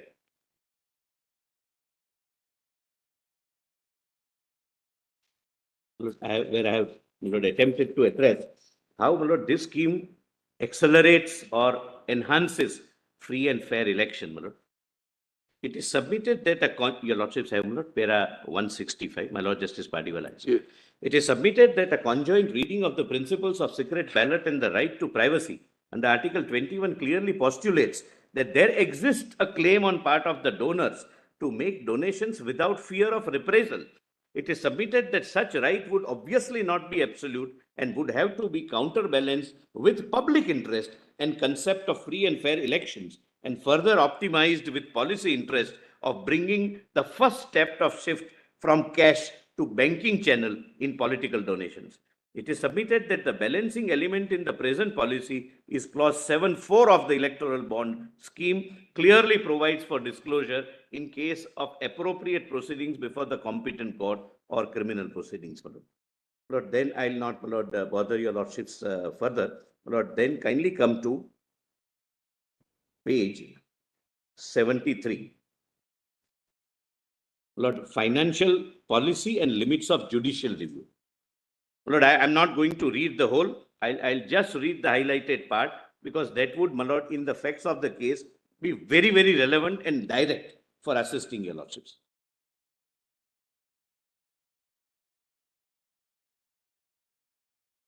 Lord, first is Rustam Kawasji Cooper, your lordships, Lord, know the judgment. Lord, it's a bank nationalization case.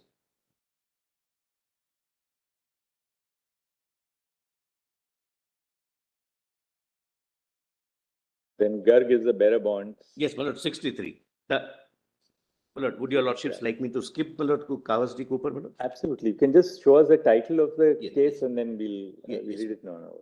Then my all Lord, old, in well R.K. studied Garg, history. I would like to read, my Lord, few paragraphs which are not quoted. Kindly go to, my Lord, page 2175.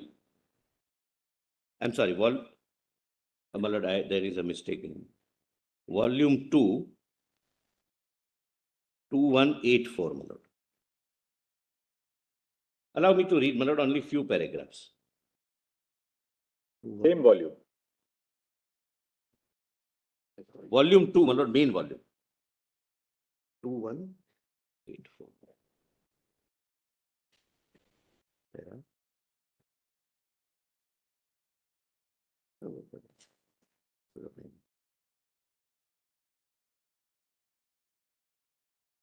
Yes. Lord, please read So para what- which- 16 and 17, my Lord, at page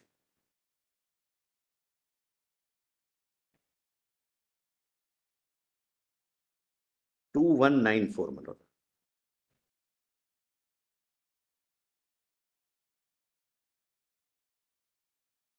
Para 16. My Lord, here also it was concerned with the black money part. Therefore, my Lord, I am tempted to read 16. Your Lordship gets, my Lord, page 1924, my Lord. 2194, sorry. 2194. It was then urged, your Lordship gets, my Lord. Yeah. It was then urged on behalf of the petitioners that section 4, clause C operates only in relation to a period. I'm sorry, para 16. That's 2203. 2203. I'm sorry. Your Lordship, 2203. I'm giving wrong pagination because there are two paginations. 2203. It's the PDF. My apologies, I stand corrected. I am obliged to my Lord Justice Pardiwala. It was then urged on behalf of the petitioners that my Lord Justice GAVAI got that section 4, clause C operates only in relation to a period before the date of maturity of special bearer bonds, and after the date of maturity, the holder of special bearer bonds can sell such bonds and without running any risk disclose the consideration received by him as his white money, because section 4, clause C being out of the way, he can account for the possession of such money by showing that he has received it as a consideration for sale of special bearer bonds. And so far as the purchaser is concerned, if he has paid the consideration out of his black money, he can claim the immunity granted under clause 3. Thus, the black money of the seller, which had been converted into white on his subscribing to or otherwise acquiring special bearer bonds, would remain white, and in addition, the black money of the purchaser would also be converted into white by reason of his purchase of special bearer bonds. This argument, plausible though it may seem, is in our opinion fallacious and cannot be sustained. It is highly debatable issue whether, under the provisions of the Act, special bearer bonds are at all intended to be transferable after the date of maturity. Here, my Lord, 15 days. Here, their maturity was long period. For the postulate of the legislation clearly seems to be that on the date of maturity, the special bearer bond will be encashed. It is indeed difficult to believe that anyone holding special bearer bonds would keep them uncashed without earning any interest from and after the date of maturity, when they can be immediately encashed and the amount received can be invested yielding interest ranging between 18% to 40%. Moreover, special bearer bonds would cease to be exempt from wealth tax from and after the date of maturity, and they would therefore be includable in the net wealth. My Lord, last line of this paragraph, my Lord, But the law cannot be condemned as invalid on the ground that after a period of 10 years, it may lend itself to some possible abuse. Lord, please come to para 19. Lord, the argument that black money would be promoted is dealt with, my lord. Lord, please read, my lord, para 19, my lord. It's a long para. I don't propose, my lord, your lordship's time. But it's a similar argument that you are encouraging black economy. The court, my lord, analyzed the entire scheme and said that no, it brings the clean money into the system. Now, my lord, coming back to my written submissions, my lord.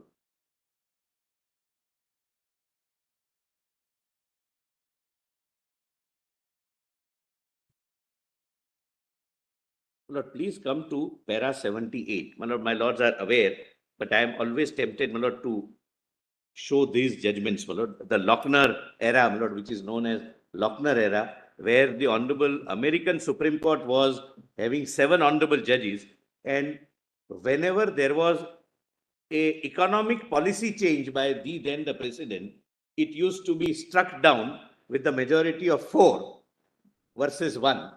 And popularly, the 4 were known as 4 horsemen, and less known fact is 3 were known as 3 musketeers. That in America this is possible, but be that as it may. No, I'm sorry, 9, but one was being convinced by Justice McReynolds. So it is believed that he used to convince. But let's not go into it.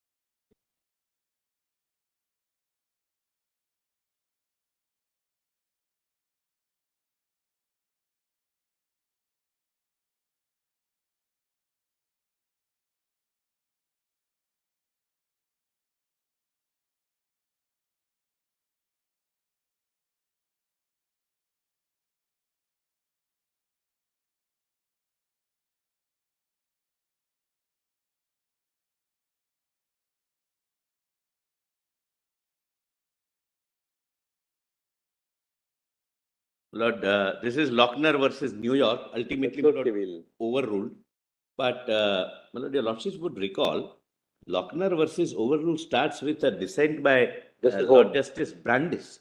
Justice Holmes as well. First by Holmes, thereafter Justice Brandis, and thereafter that popular article written by Justice Brandis on privacy in Harvard Law Review, and eventually, my lord, this was the Lochner was, my lord, declared, my lord, not to be a good law, my lord. That also I have, my lord. All right, we can skip. But, my lord, it says the government or the legislature, not the government, the legislature has a right of trial and error. No, this is accepted by our court recently, my lord, reasonably recently, when IBC was challenged. But there were several issues in IBC. There were several lacunas pointed out in IBC. But the court said that free play in the joints will have to be given. Even trial and error, unless it is so abhorrently or atrociously arbitrary that it can never satisfy our conscience, the court would defer to the wisdom of the legislative action. Even in demonetization, we are also. I have, my lord, relied upon that, my lords. Please see, my lord, at, where is the judgment? I've just, my lord, we have quoted that judgment, my lord, your lordship's judgment in demonetization. Well, I'll just, my lord, give that site. Well, but the pagination, Lord, I have not marked, but I'm relying upon that. Vivek Narayan Sharma. Pardon, Lord? Vivek Narayan Sharma. Vivek Narayan Sharma, Lord. Well, page 76, Lord, I'm sorry. Page 76, Lord. Lord, it is page 76, my lord. Vivek Narayan Sharma versus Union of India. The lordship would find it at it's 2023 SCC online, page 1, where my lord also accepted, my lord, this proposition that government can have trial and error unless it is ill-intended, so atrociously arbitrary that it shakes your lordship's conscience, or it doesn't achieve the object it seeks to be achieved, or it is for a different object. But suppose the object would have been that the government of the day, the ruling party, would like to know who paid what to whom. Lord, I have therefore not satisfied your lordships that please criminalize if there is any breach of confidentiality. Anything else now, Mr. My Lord, your Lord's Honor, one of the questions, my Lord, only 5 minutes, my Lord, was what happened after the scheme was introduced? What is the trend, my Lord? My Lord, that we have given, my Lord, in document number 2A, which, my Lord, we highlighted yesterday. Full compilation of documents.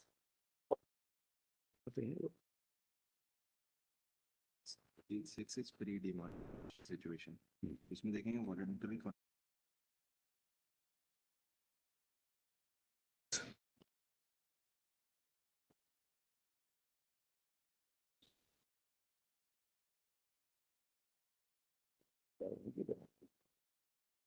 My Lord, these are figures, and my learned colleague, my Lord, has examined these figures. If your Lordships can give him 5 minutes to explain what is post-scheme situation, my Lord. Okay. My Lord, that he would be able to do it better, my Lord. I am never good at figures, and my Lord. 2A, no?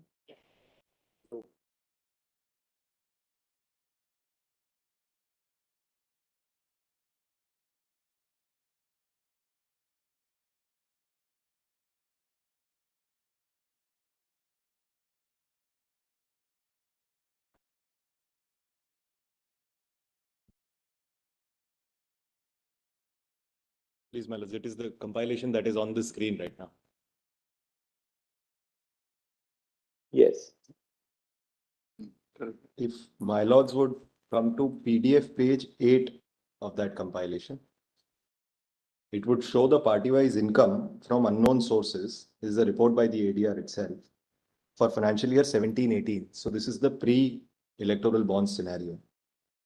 In the first table, on the left-hand side column is the name of the political parties. The second column What page is that? is page number 6 at the top, but I believe the PDF page would be page 8.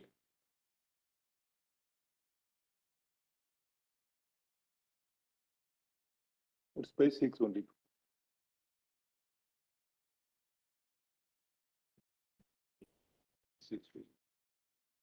At the top right-hand side, the page numbering is page number 6. Volume 2A, right? Compilation documents? Yes, Please, ma'am. page 8.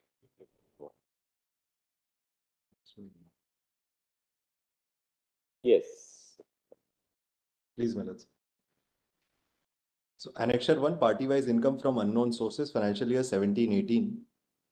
The first table has on the left-hand side column the name of the political parties. The second column, now this is the pre-electoral bond scenario because 17-18. Second column has the voluntary contributions below 20,000. I believe the Solicitor General has already explained that how this below 20,000 rupees mechanism was previously a sort of a loophole where contributions could come in without there being any identification.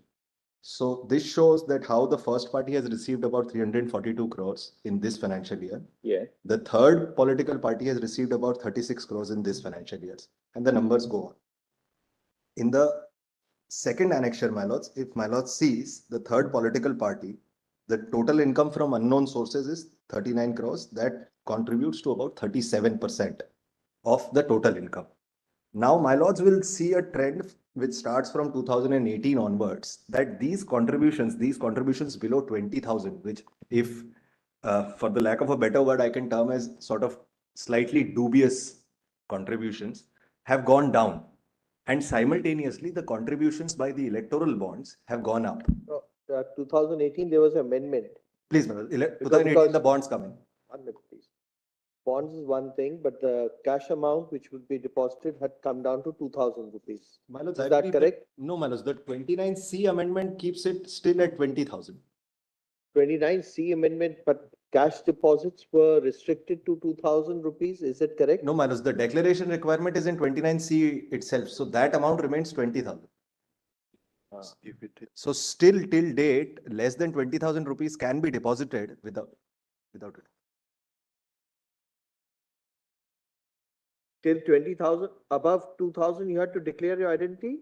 Above 20,000. Oh, that was retained, but That- cash deposit were restricted to 2,000 after the amendment in 2017. When was the amendment with regard to 2,000 rupees? No, Manoj, there is no specific amendment with regard to 2,000 rupees. There is no specific Because amendment. The amendment on 2000 is in section 13A of the Income Tax Income Act. Tax What it does is that above 2000, if you pay by non-cash means, then you won't get the exemption under 13A of the Income Tax It has Act. nothing to But do the with the disclosure for 29C remains 20,000. That's right. That 29C Remains as it is to that extent.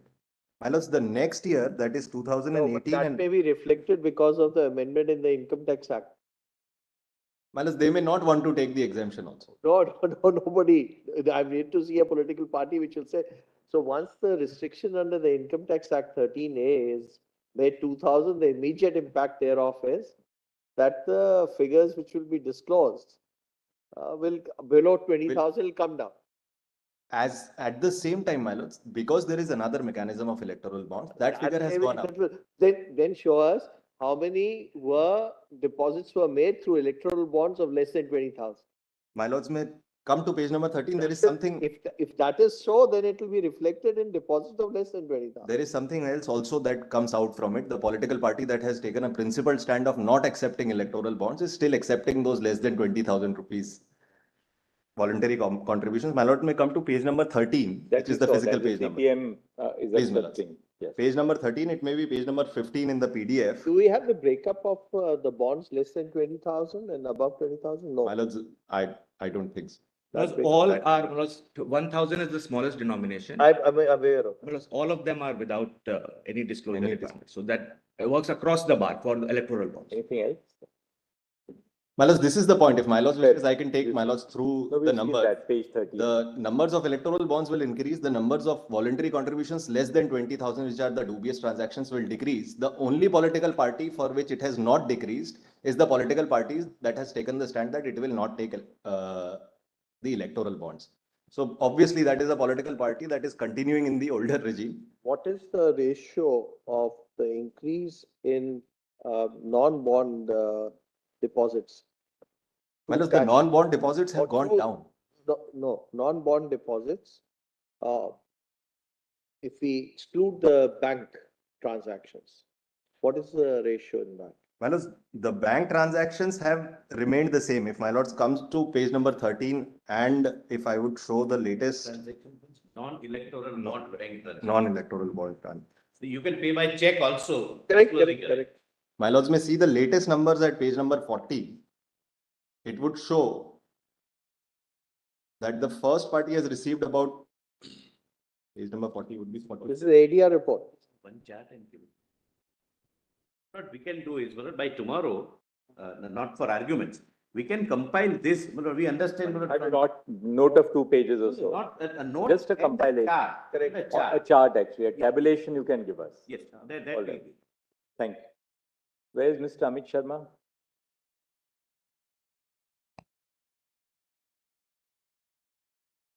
He's maintaining his confidentiality. It's on the lighter side. Well, we can start with the learned attorney, then we can hear Mr. Amit Sharma at the end. Yes. Easy. Mr. Attorney, then? Election. He's not there. He's not. Legal motions.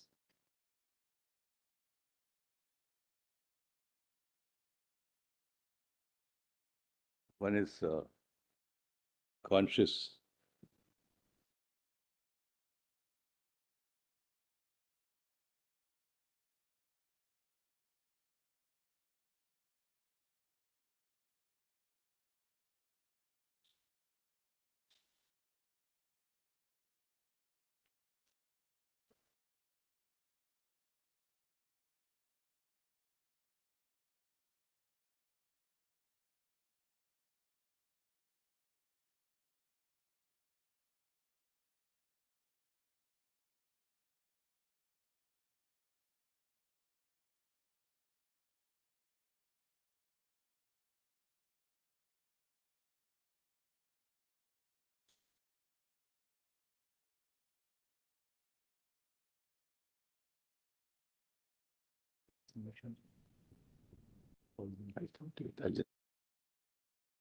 Yes, Mr. With the global canvas on election funding, party funding, campaign funding is like a kaleidoscope. I mean, it presents very interesting items, experiments made, and just as a learned solicitor were talking about experimentation. And he has referred to one of the most oft-quoted judgments in US, the New York Ice Company versus Liebman. Experimentations in, economics and related branches to stay experimentation. The court looked at it with a distaste. If you look at all these experiments and how they have either invited a wide range of concerns. So I would address your lordships on 3 or 4 important aspects of the constitutional issues raised in this case. Before I do that, a very broad brush has been stated in this case. It is said that the scheme violates Article 14, 19, 21, and also undermines the basic structure of the Constitution. I think we need to take stock of this kind of propositions very closely. Alongside, it also said, well, here is a manifest arbitrary, and therefore Article 14 is attracted. I suppose that we must pay very close attention to an argument because a constitution bench, in terms of Article 145, looks at substantial issues of interpretation of provisions of the Constitution. Except when a reference is made on a difference between different benches. So the substantial questions of interpretation of the Constitution, there has to be something very precise, direct, and not too overbroad statements, which may resemble a political debate. I understand that good part of the arguments made come closer to a political debate rather than precise statement of infringement of any particular constitutional right. Why I say that is placing reliance on 2 judgments of your lordships in the Association of Democratic Reforms and the PCL case that for the purpose of expressing your choice of a candidate, and you need to know the criminal antecedents of a candidate, a specific issue on hand, and a concrete right to be exercised, the choice of a candidate. So when you have a right to know under that, you are not asking the court to declare that in Article 19(1)(g), the citizen should have a general right to have a knowledge about everything and anything in relation to the affairs of the community. You have a task on hand, namely the choice of a candidate. So therefore, you need to know something about a candidate.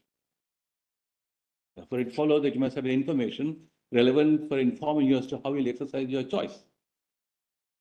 Therefore, the information issue will always be related to an expression with reference to a particular issue on hand. If you may put it like this, information relevant for determination of an issue, can be a freedom of expression. And that if there is a denial of that acquaintance, then we say there is an interference with the freedom of expression. So somebody calls it mutilation of the thinking process if the information is not available. So we talk about an issue on hand, and a denial of acquaintance of information forbids your ability to formulate an opinion and to reach a choice. So this scheme on hand is not concerned with political contributions per se.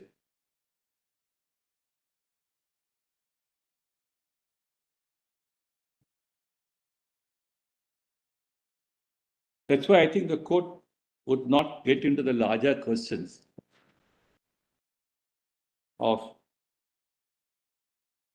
where should political contributions come from? With what interest do they come from? And to what extent interest can be regulated? All those issues, I think, are completely alien to the scope of the inquiry in this case. That's why even if lots are invited to say the level playing field, it's only marginally relevant where one is looking at the effect of the scheme. Otherwise, those concerns, as I said, are completely alien to the narrow issue which is presented for consideration before your lordships. Because it happens in the generality of debates on election funding or political funding that one common starting point is that electoral reform is a claim that current systems somehow adulterates the outcomes that a purer system would produce. So we're not entering into the debate at all. Whether do we have a purer system and an adulterating system, how do you weigh them? Several imponderables would come into this question, both political, social, and economic. Therefore, that question not being relevant for consideration by the court. I'm just reminded, I'll read a very interesting statement made, not directly connected to this, but when the court is being asked to get into an arena of concerns, thoughts, and matters, and the court is asked to say, look, step in and give something better. So that's these words by a famous economist, John Maynard Keynes, way back in 1933. I'll just give it to you, Lord, after I finish reading this. Because whenever when the community or even an individual is confronted with difficult choices, the question is in place of what prevails now, and if an alternative was to come in, it is not very clear about that alternative. I am perplexed. So he makes this very interesting statement. The decadent international, we are talking about capitalist power. Of course, capitalist power. But the capital today remains the lifeline of the nation. So he says this, the decadent international but individualistic capitalism in the hands of which we found ourselves after the First World War is not a success. It is not intelligent, it is not beautiful, it is not just, it is not virtuous, and it doesn't deliver the goods. In short, we dislike it, and we are beginning to despise it. But when you wonder what to put in its place, you are extremely perplexed. So these are very important words when any alternative system is sought to put in place. These questions have to be asked. So when we talk of the scheme being put to test and, let's say, undermining a basic structure doctrine, as Mr. Prashant Bhushan has put in his written submission, I want to deal with some of the issues so that straying away from the question for consideration and to sometimes draw a very broad statement about basic structure can become problematic. It can become too doctrinaire also. So I suppose the court it need not be called upon to enter into those questions at all here. There's one very inviting thought process that comes to all of us is that we tend to say basic structure doctrine is undermined or is in a way in peril. We tend to lose track of the features of the Constitution which are consolidated the basic structure. There could be an individual picture which can be undermined or in breach. So it is the architecture of the constitution which is brought in and say basic picture undermined. We have to give very close attention to whether that can ever happen at all in the way it is stated. I wanted to share this broad statements and a few more propositions before I take your lordships through. Just digressing here for a minute.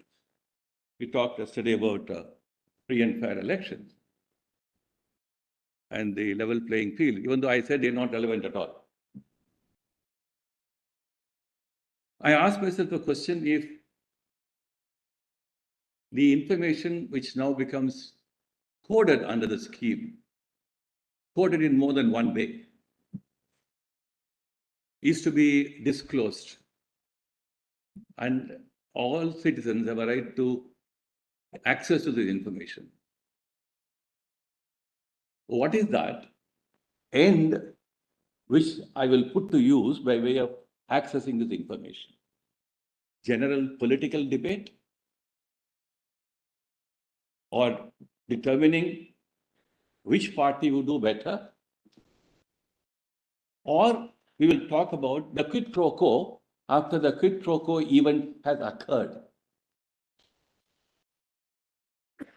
So therefore, I'm asking the question as to for what end and for what concrete purpose is access to information, the information, if disclosed, would become relevant.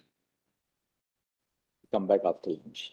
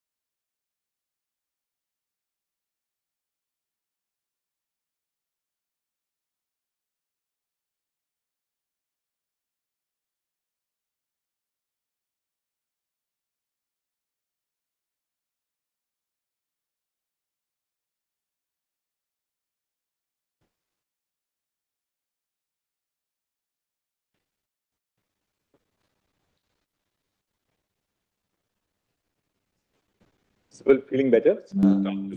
Before the learned attorney starts, Chief Justices in this country, but your sense of empathy, Manoj, is phenomenal. Yes. but, before the learned attorney starts, there is a small request, my lord, if I can. Yes, Mr. Mehta. My lord, as I inform your lordships, my lord, on my request, senior officials of SBI are here, my lord. If your lordships would wish to be assisted in camera, my lords. If your lordships do not so wish, my lord, they can leave. That's the only purpose, my lord. And, we would be averse to hearing them in camera because, then we don't put that to the other side. So I understand. But my lord, as I said, my lord, if I start discussing in public, the purpose is lost. Therefore, my lord, I also was, my lord. And we got the point. That has reference to that last line of the chairperson's letter to you. Correct. That we've seen, that there is a methodology of decoding the certificate. Which is very complicated and detailed, and it leaves several digital footprints at several places. We'll leave it at that as a submission, but we shouldn't be talking to them in the absence of the lawyers. Please, sir. They can sealed covers would look at it. Obliged, your lordship. May I please, your lordship? Yes. To continue. So now I try to broadly make two important distinctions. One, what are the scheme sought to achieve and what the scheme has not addressed, or what it has not done and what it has done. So then we have some element of clarity on testing the constitutionality of this scheme. Before I go into that, so we have three, let's say, assume that a 19(1)(a) right is available to all citizens and must be made available to all citizens in order that we participate on an informed basis in a healthy democracy. Too broadly stated though it may be. And we assume that it is probably so necessary. Though I say today there is no such statement of law available except those two judgments where the statement of law is for the purpose of knowing the antecedents of the candidate, a specific concrete purpose to be achieved. So unless we say this larger purpose will be a specific concrete purpose, we may have to look at it very differently. But before I dilate on that, I proceed on the footing there is such a right available. And therefore, anything which may have a bearing on the citizens' expression of participation in democracy is a value, is an important value. And for that, it must know everything which must come to the aid of the citizen to participate. So therefore, disclosure, information is integral to that expression dimension. The other value which the scheme seeks to promote is confidentiality of the contributors, and which is an enabling part of the scheme itself. So the enabling part of the scheme is confidentiality of the contributors. It doesn't make a difference between corporate contributors or any other contributors. The scheme treats all contributors equally. It doesn't pick and choose between contributors. So that value of the contributor's confidentiality, and the more important value with the learned solicitor pointed out, that moving away from a cash, black money, unknown sources scheme to a relatively regulated scheme, and which serves the public interest of taking a first or a second or a third, whatever step one may call, towards ensuring a greater credibility in the funding process. We look at the question whether a nexus, a quid pro quo will have an influence which is hostile or adverse to fundamental values of democracy is a different issue altogether. Because that issue, in my understanding, which may go into a political party funding equality of opportunity, or whether there should be no political party funding at all. These are larger debates. You want to look at what you as Supreme Court has been grappling with this question. So in Arizona case where the court says a matching contribution from public funds to publicly financed candidates. The court says that that places an undue burden on the freedom of expression. So all those things are in the larger political domain. Therefore, the equality of opportunity, free and fair elections linked to that equality of opportunity and level playing field, all those concerns, in my understanding, would require an analysis and evaluation which brings in norms and new norms for consideration and acceptance by the community and through parliamentary debates. Therefore, I don't think that aspect would probably be even invoked for the purpose of entering and looking at the three values which are in competition in this scheme. The public interest value, the confidentiality of the contributor's value, and the citizens need to know the information regarding who contributes to whom. Now, I ask myself a question. So how do you evaluate or balance these apparently competing, use the word apparently competing values? Yeah, I don't need to tell you lots about the three basic principles of proportionality, that there must be a legitimate purpose of a law, and it must have a racial connection to the object. And the next stage is that what the law does is must be to seek an object, must be least restrictive of all equally effective means. So the balancing test in this context would mean applying all this. And in a very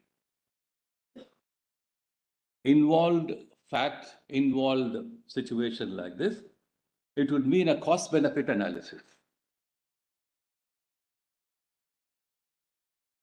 which would bring greater costs in terms of effectiveness,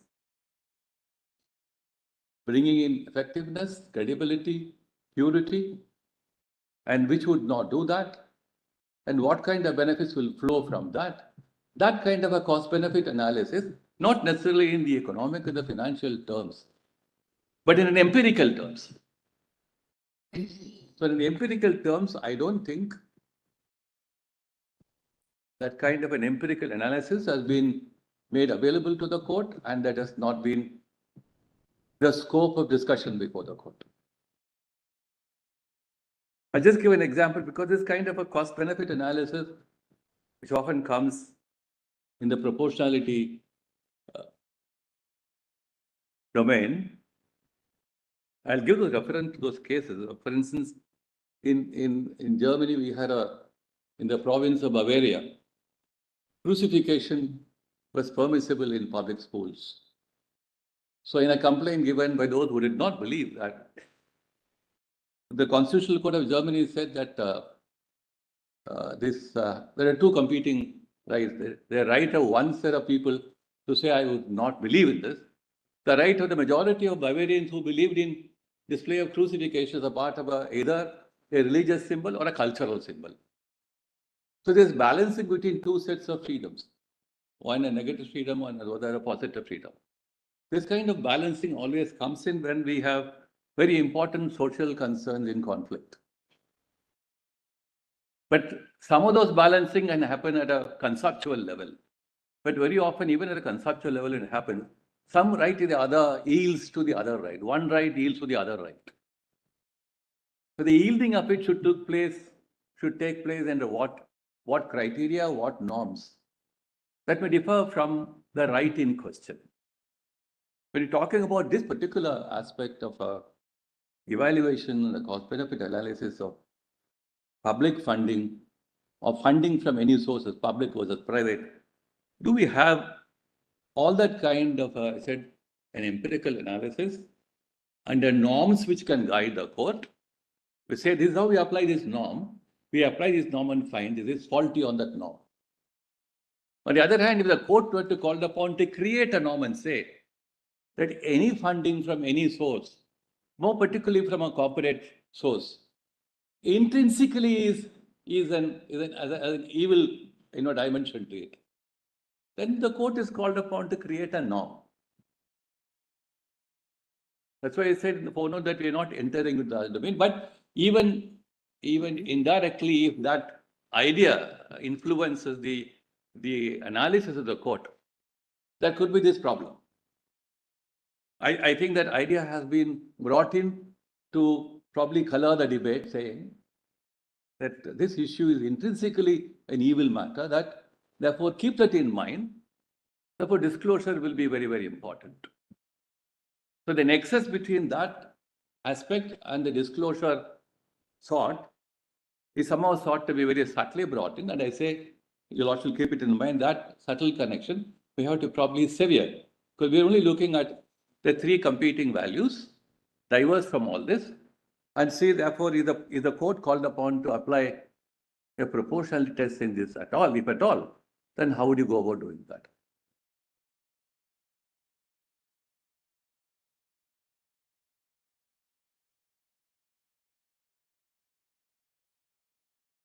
I have my brief submissions. This is at volume 2.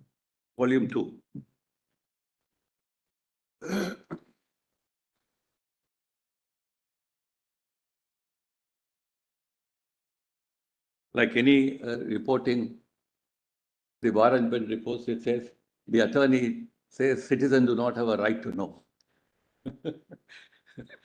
So, I don't know where I said it in my submission. Let me read it out. Your Lordship, sir, could have volume 2. Yes. I'll quickly run through it, and then one of the aspects I wanted to probably also address that in the context of 19(1)(a) and the Association of Democratic Reforms and PUCL. Volume And 2 of, Your Lordship, please. Volume 2 is the Volume 2 the, is a separate volume. Compilation of Union of India. Convenience compilation also find it. of the convenience compilation. There's a convenience compilation. Compilation of judgments and documents.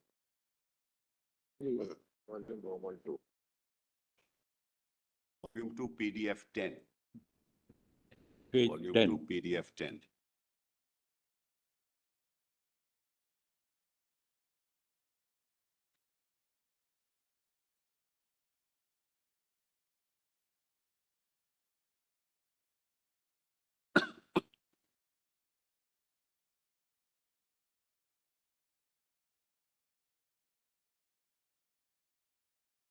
Lord, just Kanna's got it?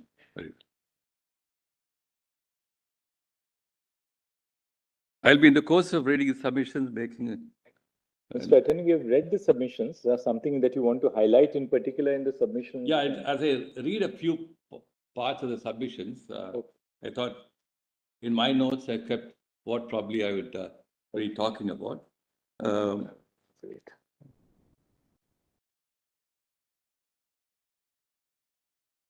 You'll also kindly look at paragraph 5 of this submission, because the first 4 paragraphs like a kind of an introduction to. So we don't have to go into the larger question of how the emanation of political parties and how, as a 19(1)(c) associations, it comprehends a variety of aspects of a political party, its supporters, its believers, ideology, and so on and so forth. Therefore, when a contribution to a political party comes in from either from a corporate or any other individual, it did not go under the color of a mere quid pro quo dimension.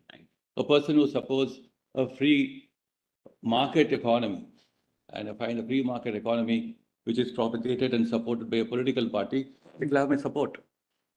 So beyond ideology, there are other considerations which bring about affinity between a contributor and the political party.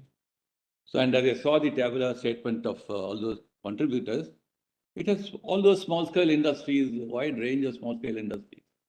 And we can't be fitted in to the quid pro quo dimension at all. That's why I said this scheme doesn't talk about a particular class of contributors. So I would probably be right in saying that the scheme is a regulatory within the broader concept of regulation, the Article 19(2). As while an argument has been raised that the right to know 19(1)(a) cannot be subjected to any restrictions under 19.2 as they stand. An argument has been stated in the written submission, though not has been explained as how it really can happen. So I proceed on the footing that, in principle, the concept of regulation can flow from any one of those 19.2 to 19.6. If one is right in saying that derivative rights or penumbral rights, the way of looking at a right can be seen beyond the text of the right. If that is possible, I suppose, implicitly, and if it's also correct in saying there can be no right without a restriction, and I'm sure no court will say that I will postulate a right, but I will not visualize the restriction of the right. If that is so, the regulatory scheme under 19.2 to 19.6 can contemplate such regulations as would advance the purpose of the scheme. That's what I tried to stay in paragraph 5. So we are talking about moving from an unregulated system to a regulated system. So when you move from an unregulated system to a regulated system, the lawmakers may look into various aspects of how that regulation can minimally be and what kind of regulation will achieve the object.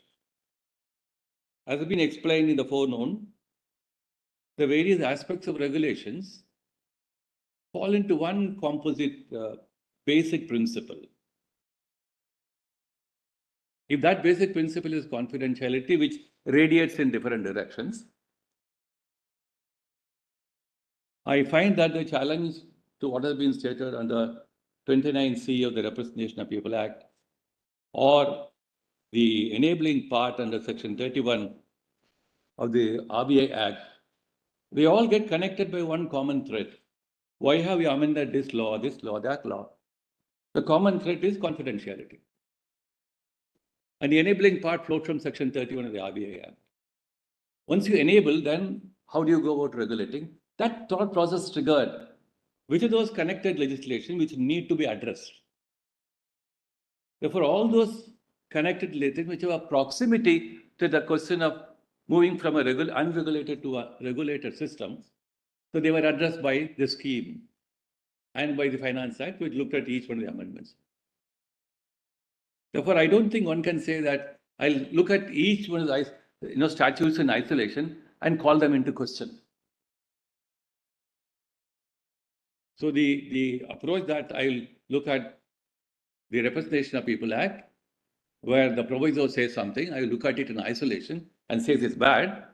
I look at the Foreign Contribution Act and isolation, there is enabling foreign direct investment through a subsidiary company and so on, so is absurd, manifestly arbitrary.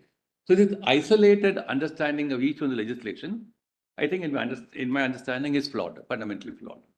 Because I said the common thread is one important common thread about confidentiality.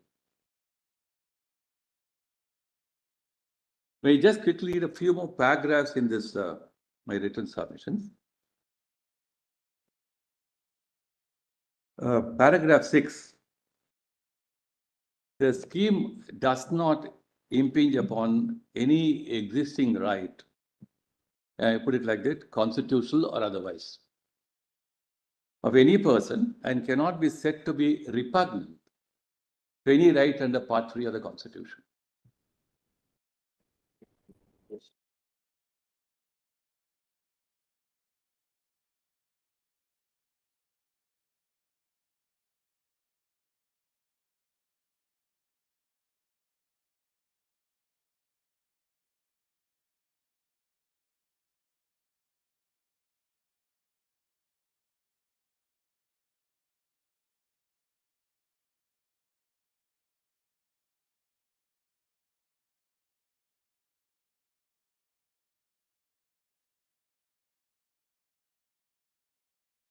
A lot of Chief Justice raised a question yesterday. These are all statutory creations. A right came, a norm came, a disclosure came, it went away.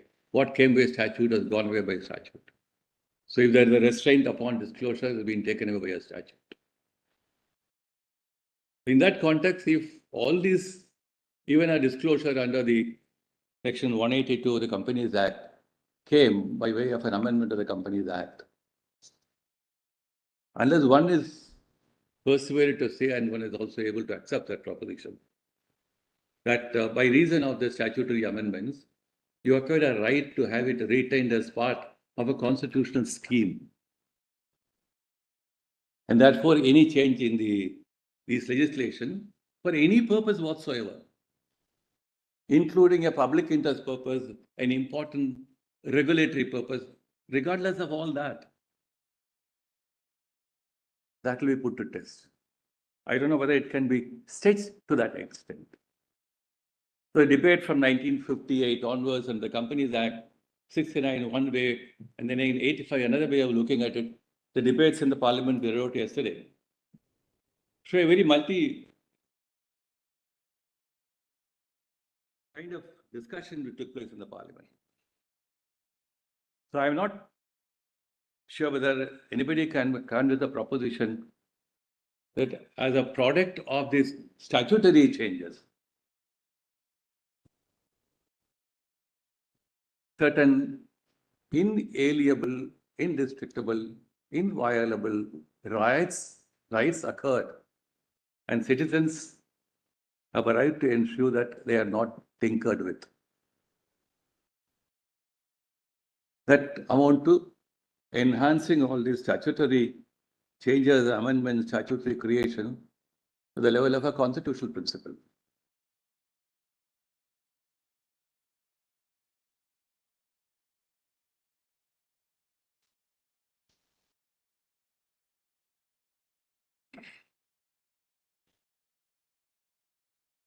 If you may just read a couple of more paragraphs.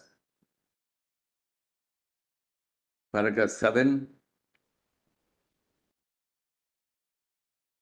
Philosophically, the petitioners seek a declaration, though not the declaration is expressly sought in the petition. But I proceed on the putting, they want a declaration. The citizens have a right to know as an aspect or facet of the right to freedom of expression. Based on such a declaration, it is canvassed that the right to have access to the details of contributions the political parties must follow. Consequently, the confidentiality facilitated under the scheme is said to be impermissible. The above submissions are refuted on the following basis. Firstly, there can be no general right to know anything and everything without being subjected to reasonable restrictions. Secondly, the right to know as necessary for expression can be for specific ends or purposes and not otherwise. Arguments were raised yesterday about shell companies, and information was also showed to Lordships yesterday that the government has taken, I think, is continuously on the watch and vigil about shell companies. 2 documents have been placed for the Lordship consideration.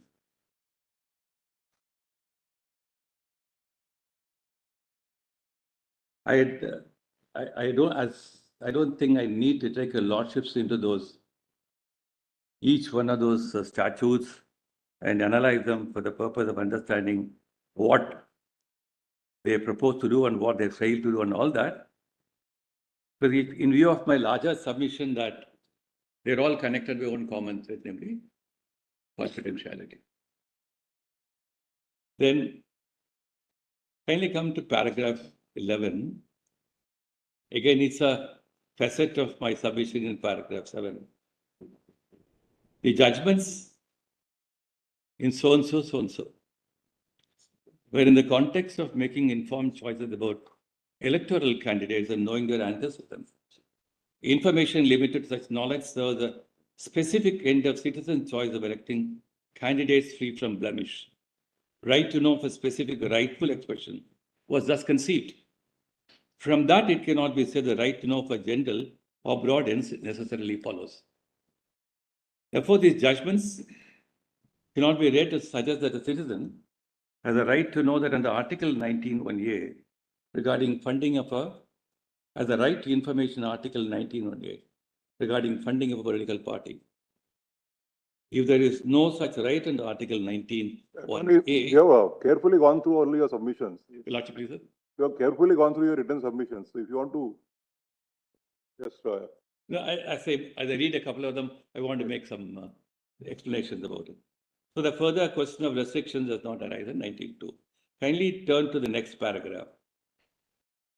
So why we talk about reading the PUCL and the Association of Democratic Reforms judgment in the way they ought to be read.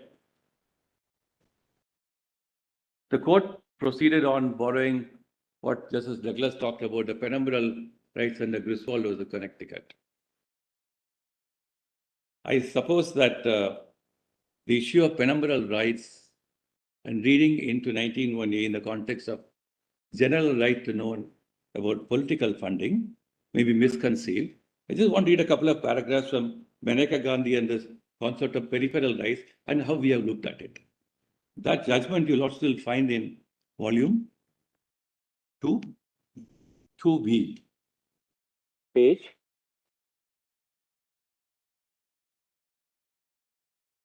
Just open it right here. From here. Graphs, we'll read them later, Mr. Attorney. Yeah, You can that's just in state the volume point. 2, 2B, 2B. What paras would that be? paragraphs 32 to 34. Open that.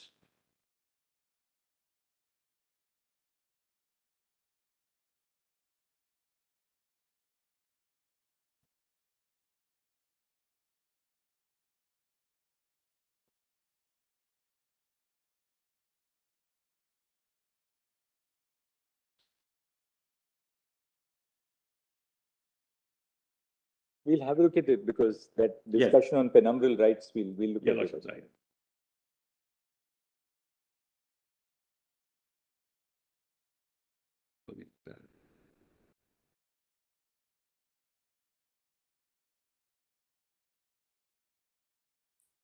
This first sentence in paragraph 33, which is it page? Page 65 of this volume.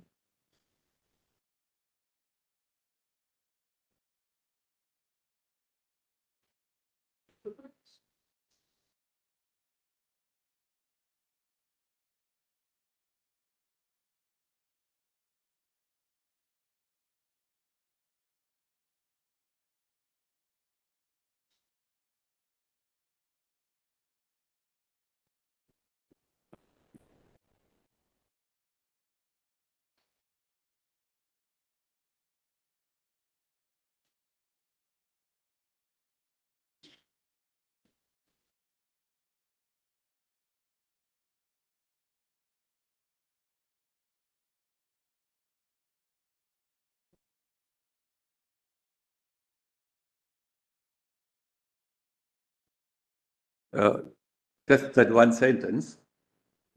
We cannot therefore accept the theory that a peripheral or concomitant right which facilitates the exercise of a named fundamental right or gives it meaning and substance or makes its exercise effective is itself a guaranteed right included with the named fundamental right. That's why I was. But this logic trying has to also point now out. undergone a change after Puttaswamy, and Puttaswamy is 9 judges. But So there is no right to privacy. There is no right to privacy expressly recognized by the Constitution. But But we read in that right in the right to life, liberty, dignity, the preambular values. So those probably will stand on a broader conspectus. Therefore, the court will draw a classification among those rights where this kind of a broader reading to effectuate a constitutional purpose. They may stand on a different footing. Therefore, I do not know whether this statement of law is in direct conflict with Puttaswamy. It may not be. Yeah. Mr. Attorney, we'll have a look at the. Yeah. May I just go What else, to- Mr. Attorney, now in your submission? Any particular submission that we have missed? Yeah, in paragraph 15. That you have made a point that the scheme extends the benefit of confidentiality to the contributor. Yeah, The the Learned second Solicitor part has of also the elaborated second upon part of it. the sentence. Therefore, I say this scheme does not fall foul of any existing right. So a constitutional court reviews state action only if it impinges upon existing rights and not because state action has not provided for a possible right or an expectation, howsoever desirable. So even if you go to the extent of saying 19(1)(a) in the context of knowing this is desirable, you probably will not fault it on that ground. And that's what I repeated in paragraph 16.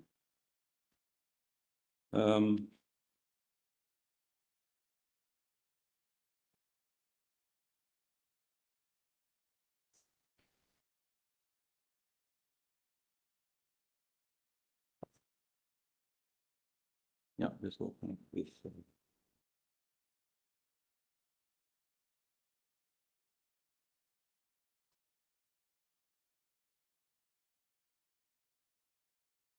Your last point really in para 18 is that when the court proceeds to declare an aspect as part of a right, it will be in tune with separation of powers that the subject of reviewing or testing a law should be relegated to public and parliamentary debates. Declaring an aspect as a part of a declared right does not impinge on the separation of powers. For instance, we have said that sexual orientation is implicit in Article 15. That does not impinge on separation of powers. If the court were to lay down a legislative remedy, that impinges on the That's why separation we're talking of about powers. laying down a norm. But finding a right in a constitution, finding a right in the constitution. No, does not. I don't. For instance, we have said the right to education, even before it became a part of Part 3, we said the right to education is a part of I didn't say that. 21. But when you lay down a norm which probably would require an analytical framework and weighing in fine scale the variety of concerns and interests. No, So we laying have, down an, a norm we have an analytical framework. Beyond reading into a right. No, we have a framework today. We are not creating a framework. We are testing the validity of the framework. The framework available today is in the context of the scheme, this particular scheme. There is no framework with reference to which one can say the scheme is unconstitutional. The only fulcrum is 19(1)(a) that I have a right to know. Thank you, That's Mr. how Attorney. it is. I think, Mr. Attorney, we've understood the submission. Should we close here? So that we'll give a little time to Mr. Amit Sharma. I'll just take a few more minutes and for them and rejoin them. I know, I understand. Rejoin that time is important.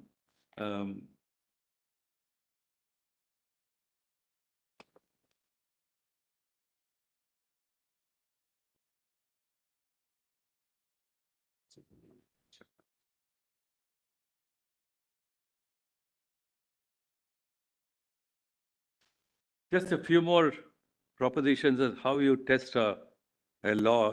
Generally, these are well-known statements of law. Attempt was made to show that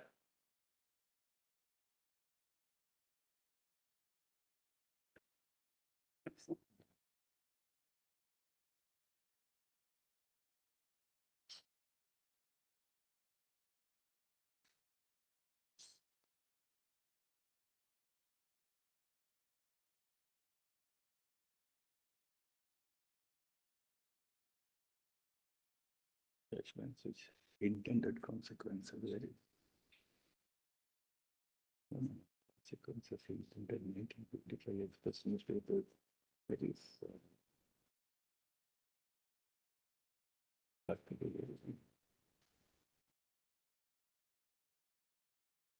Let me quickly read these 2 or 3 statements about statements of law and how do you construe.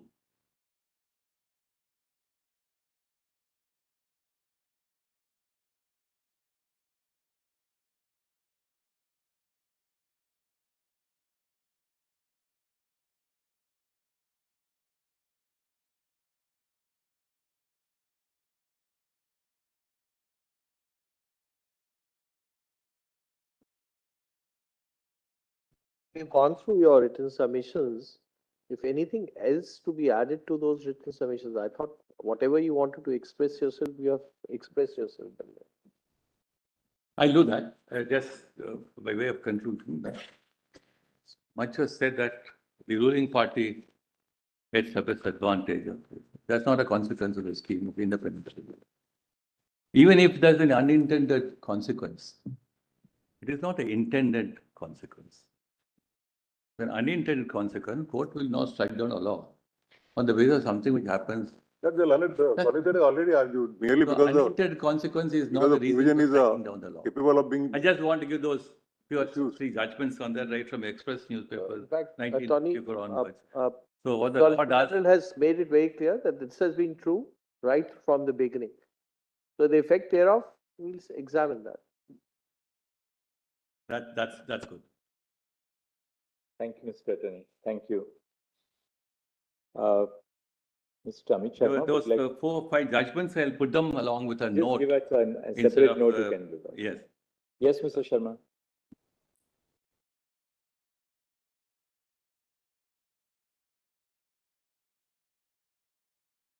Mr. Sharma, how much have you collected by way of, you're not the State Bank of India, but in terms of the records which you have, what is the extent of the total quantum of electoral bonds which have been subscribed since the beginning? That's in a sealed cover, my lord. So we have not opened that cover at all. Because that was directed, this honorable court had directed that to be in the sealed cover. And my lords, if my lord desires that sealed cover is there, my lords can have peruse it, my lords. But we've not opened it, my lords. We can. Mr. Sharma, Yes. actually, the details of the bonds are available with you. Total quantum of bonds is available with you. Quantum of bonds given to the, Yes, my lords. that is there. So do we get any particular data? And is the data up to date? That is still, at least till March 23?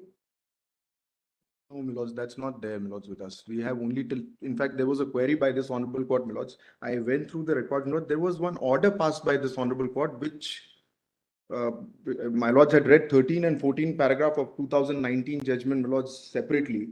We took it as if it's to be read jointly, my lords. No, it was very. But my lords, I may just point out. 13 relates to data as of the date of the order. But it didn't freeze the data which you had to maintain as of the date of the order. You had to continue to collect the data. Just, my lords, if my lords will kindly see. Mr. Sharma, you should have asked for Order passed in clarification. 2021. You never came back to us to ask us whether we want May I just point continuing out- data or frozen data as of the date of the The interim. occasion could not arise, my lords, because of the order passed by this honorable court subsequently on 26th of March 2021, and my lords will find that in the, my lords, at page. Kindly, my lords, it's a EB final, my lords, which was filed by the petitioners, my lords. And that's at page 34, my lords. That was passed in one of the interlocutory applications filed by the petitioner, my lords. Volume 3. Page 505. Which page? 6th March. Volume 3. I will just tell. My lords, they have, I don't think that has been filed in the volumes, my lords, that's missing. But one of the initial volumes filed, my lords, that's called EB final, which I received through email, my lords, that was filed on 5/4/2023, my lords, by the petitioner. That's at page 34 of this, my lords. And my lords will kindly see this order and the relevant paragraph in this order, which my lords, I would like my lords to read is.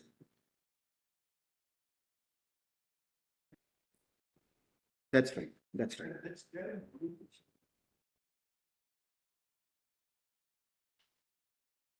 Volume 3, page 505. It is the court paper, volume 3, page 505, that order is.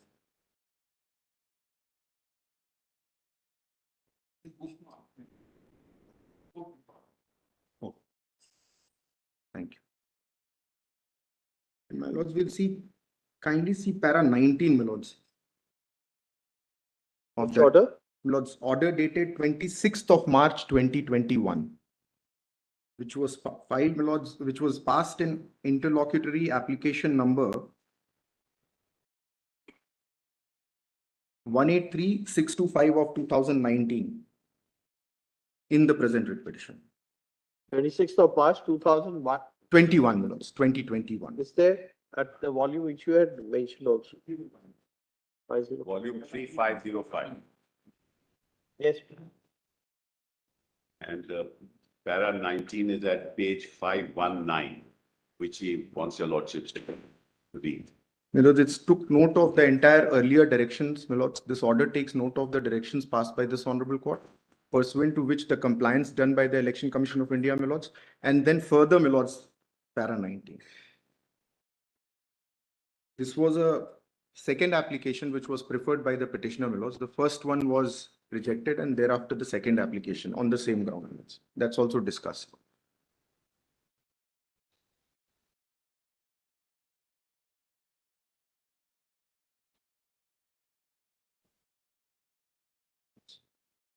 Where is the discussion with regard to paragraphs 13 and 14?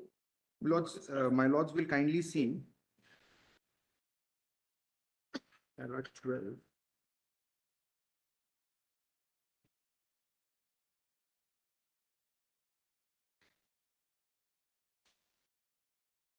This was a application for stay, if I'm not stay. mistaken. That's right. Because a fresh window was opening up That's right. and Mr. Prashant Bhushan sought a stay at that That's right. stage. That's right. On the collection of any further amounts That's right. and, That's right. you know, and the distribution of any further electoral bond. That's right. Absolutely.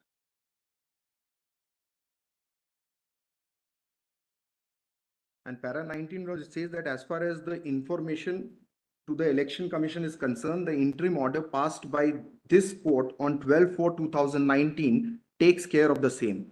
In the reply filed by Election Commission on 3/2/2020 to IA number so and so of 2019, it is stated by them that Election Commission of India has received seal covers from various political parties, national, state, and registered and unregistered parties in annexure C1 to the reply filed by so and Election Commission of India, provided the list of political parties who have filed necessary details as per the order dated 12/4/2019, the date on which Election Commission of India received. My lords, so, my lords, perhaps, my lords, this may be a reason, my lords, that, but we are, my lords, we bow down, my lords. If there is any direction, we'll provide it, my lords. There's no difficulty on that. Should have, And, my lords, the you should order, have got in the fact- data. You should have got the data Lords, when in you are fact- coming to the court. If I may say, my lords, if my lords will kindly also see para 13 and 14 once again, my lords, for. Oh, please, Mr. Sharma, this is not what was, we read out that order that day, prima facie. All of us had expressed the view and we expected you to come back with that data. We can provide it during the, maybe in a short time, my lords. I'll instruct the commission, my lords, that. And is the By data Monday. right up till 2023, March 23 now available? My lords, we'll seek the data from all the political Look. parties, because my lord, it has to have a detail, my lords. What's the time limit when the data is to be given every year? My lords, Every financial year it's to be given? What's the time limit for, what's the deadline the for that? data is not to be given, my lords. So, with regard to the That returns is the file, Annual, yes, my lords. when is that to be given? My lords, before the financial year, my lords, ends. That means 2024, That's right. 31st March 2024, 6 months before that.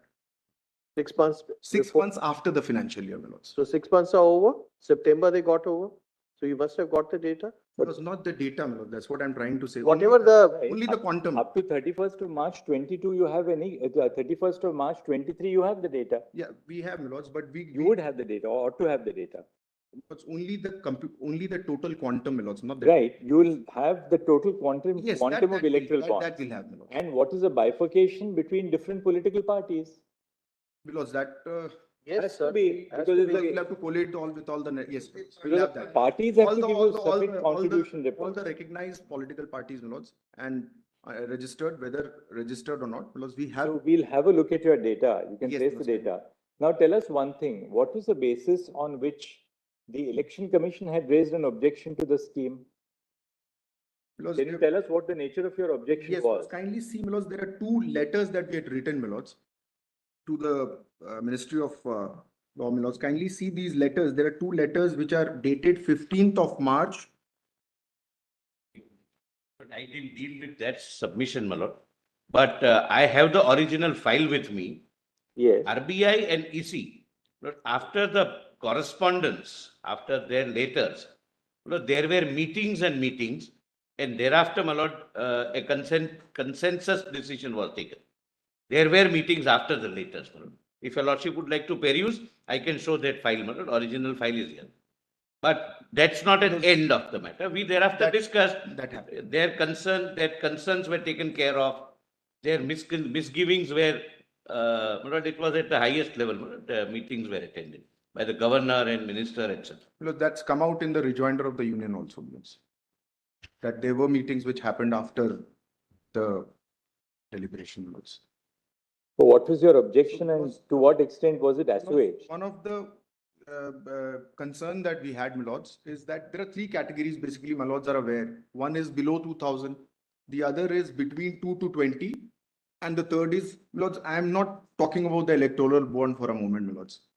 I'm talking about the general contributions which happen, my lords. So there are broadly three categories: below 2K, between 2 to 20, and above 20, my lords.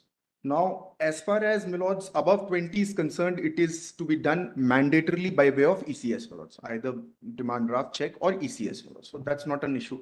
We get the entire details. My lords, as far as these other previous two categories are concerned, my lords, less than 2000, my lords, it can be done in cash and there are no details about it. We are mostly concerned with the second category, my lords, that is between 2000 to 20,000. Now that there is no provision given either. It can be done by cash, it can be done by ECS, it can be done by check or draft notes.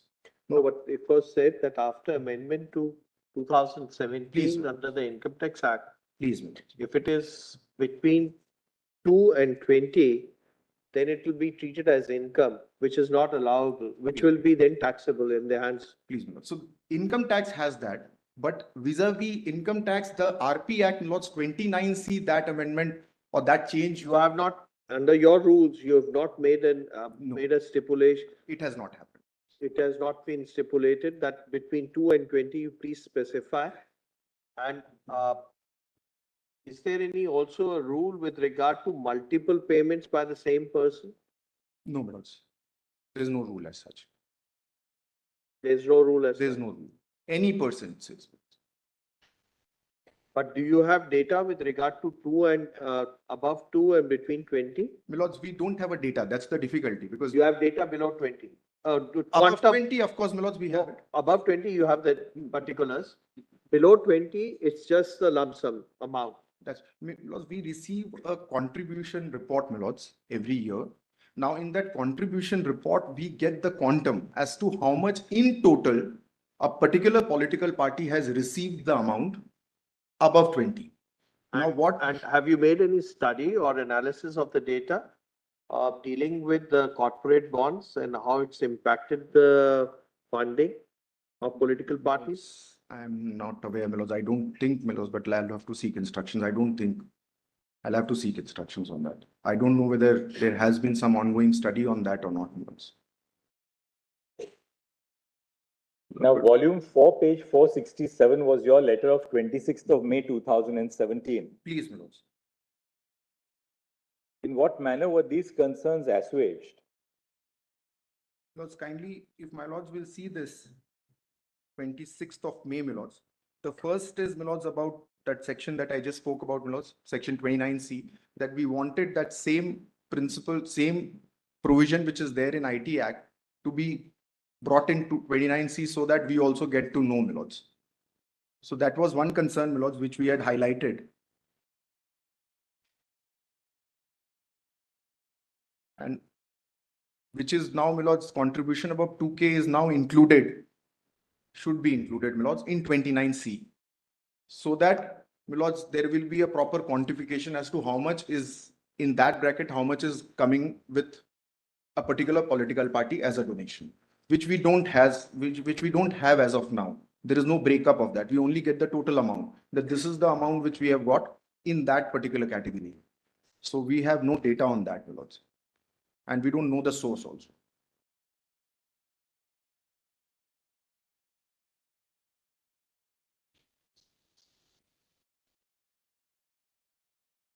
So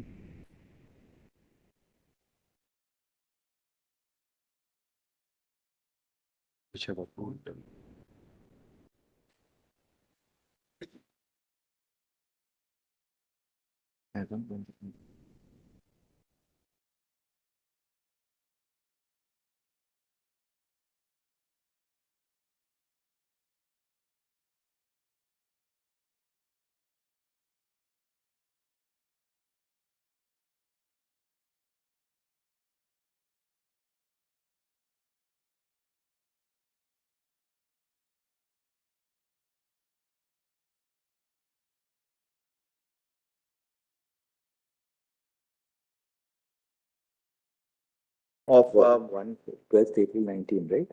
12th April 19. Volume 1, page 15. Volume 1, page 15.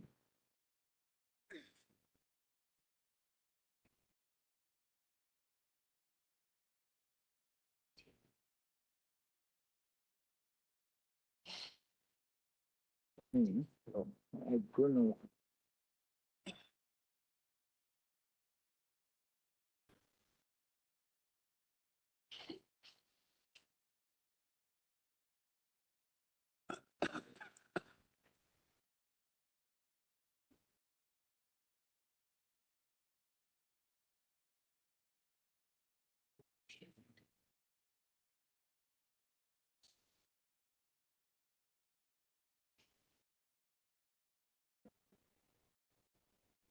Twelfth of April 19 order. Yes, Volume 3. volume 5.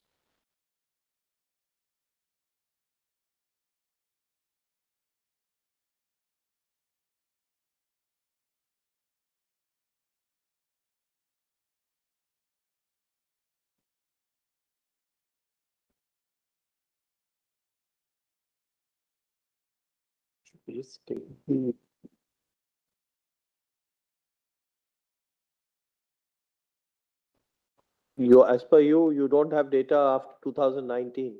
No, my lords, unfortunately, we don't You have have it. here, collected But the I data put with down, if my PA. lord directs, then I'll instruct the Lords Commission and we'll. Our direction is already there. But we can get the latest, my lords. Till the last window.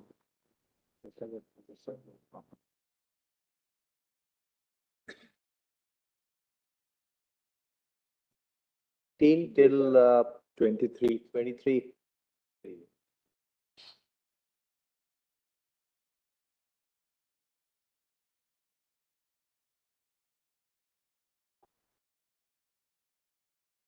Actually, the order which we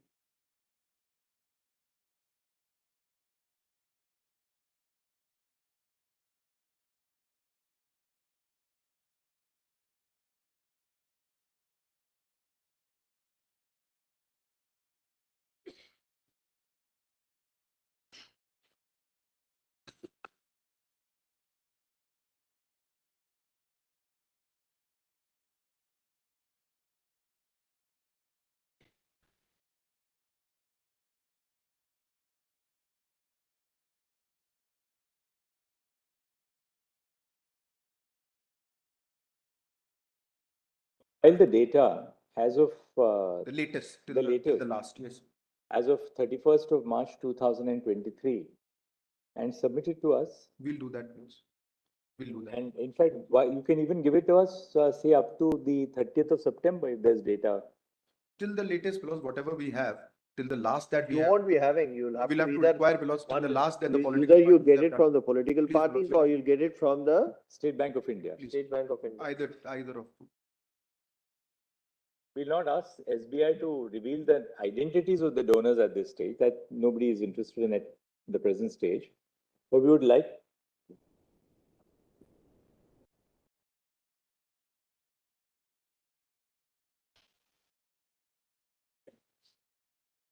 the order we said, the just and proper interim direction would be to require all political parties who have received donations through electoral bonds to submit to the Election Commission of India in a seal cover detailed particulars of the donors as against each bond. The donors is also come in there. Exactly. The amount of each such bond and the full particulars of the credit received against each such bond.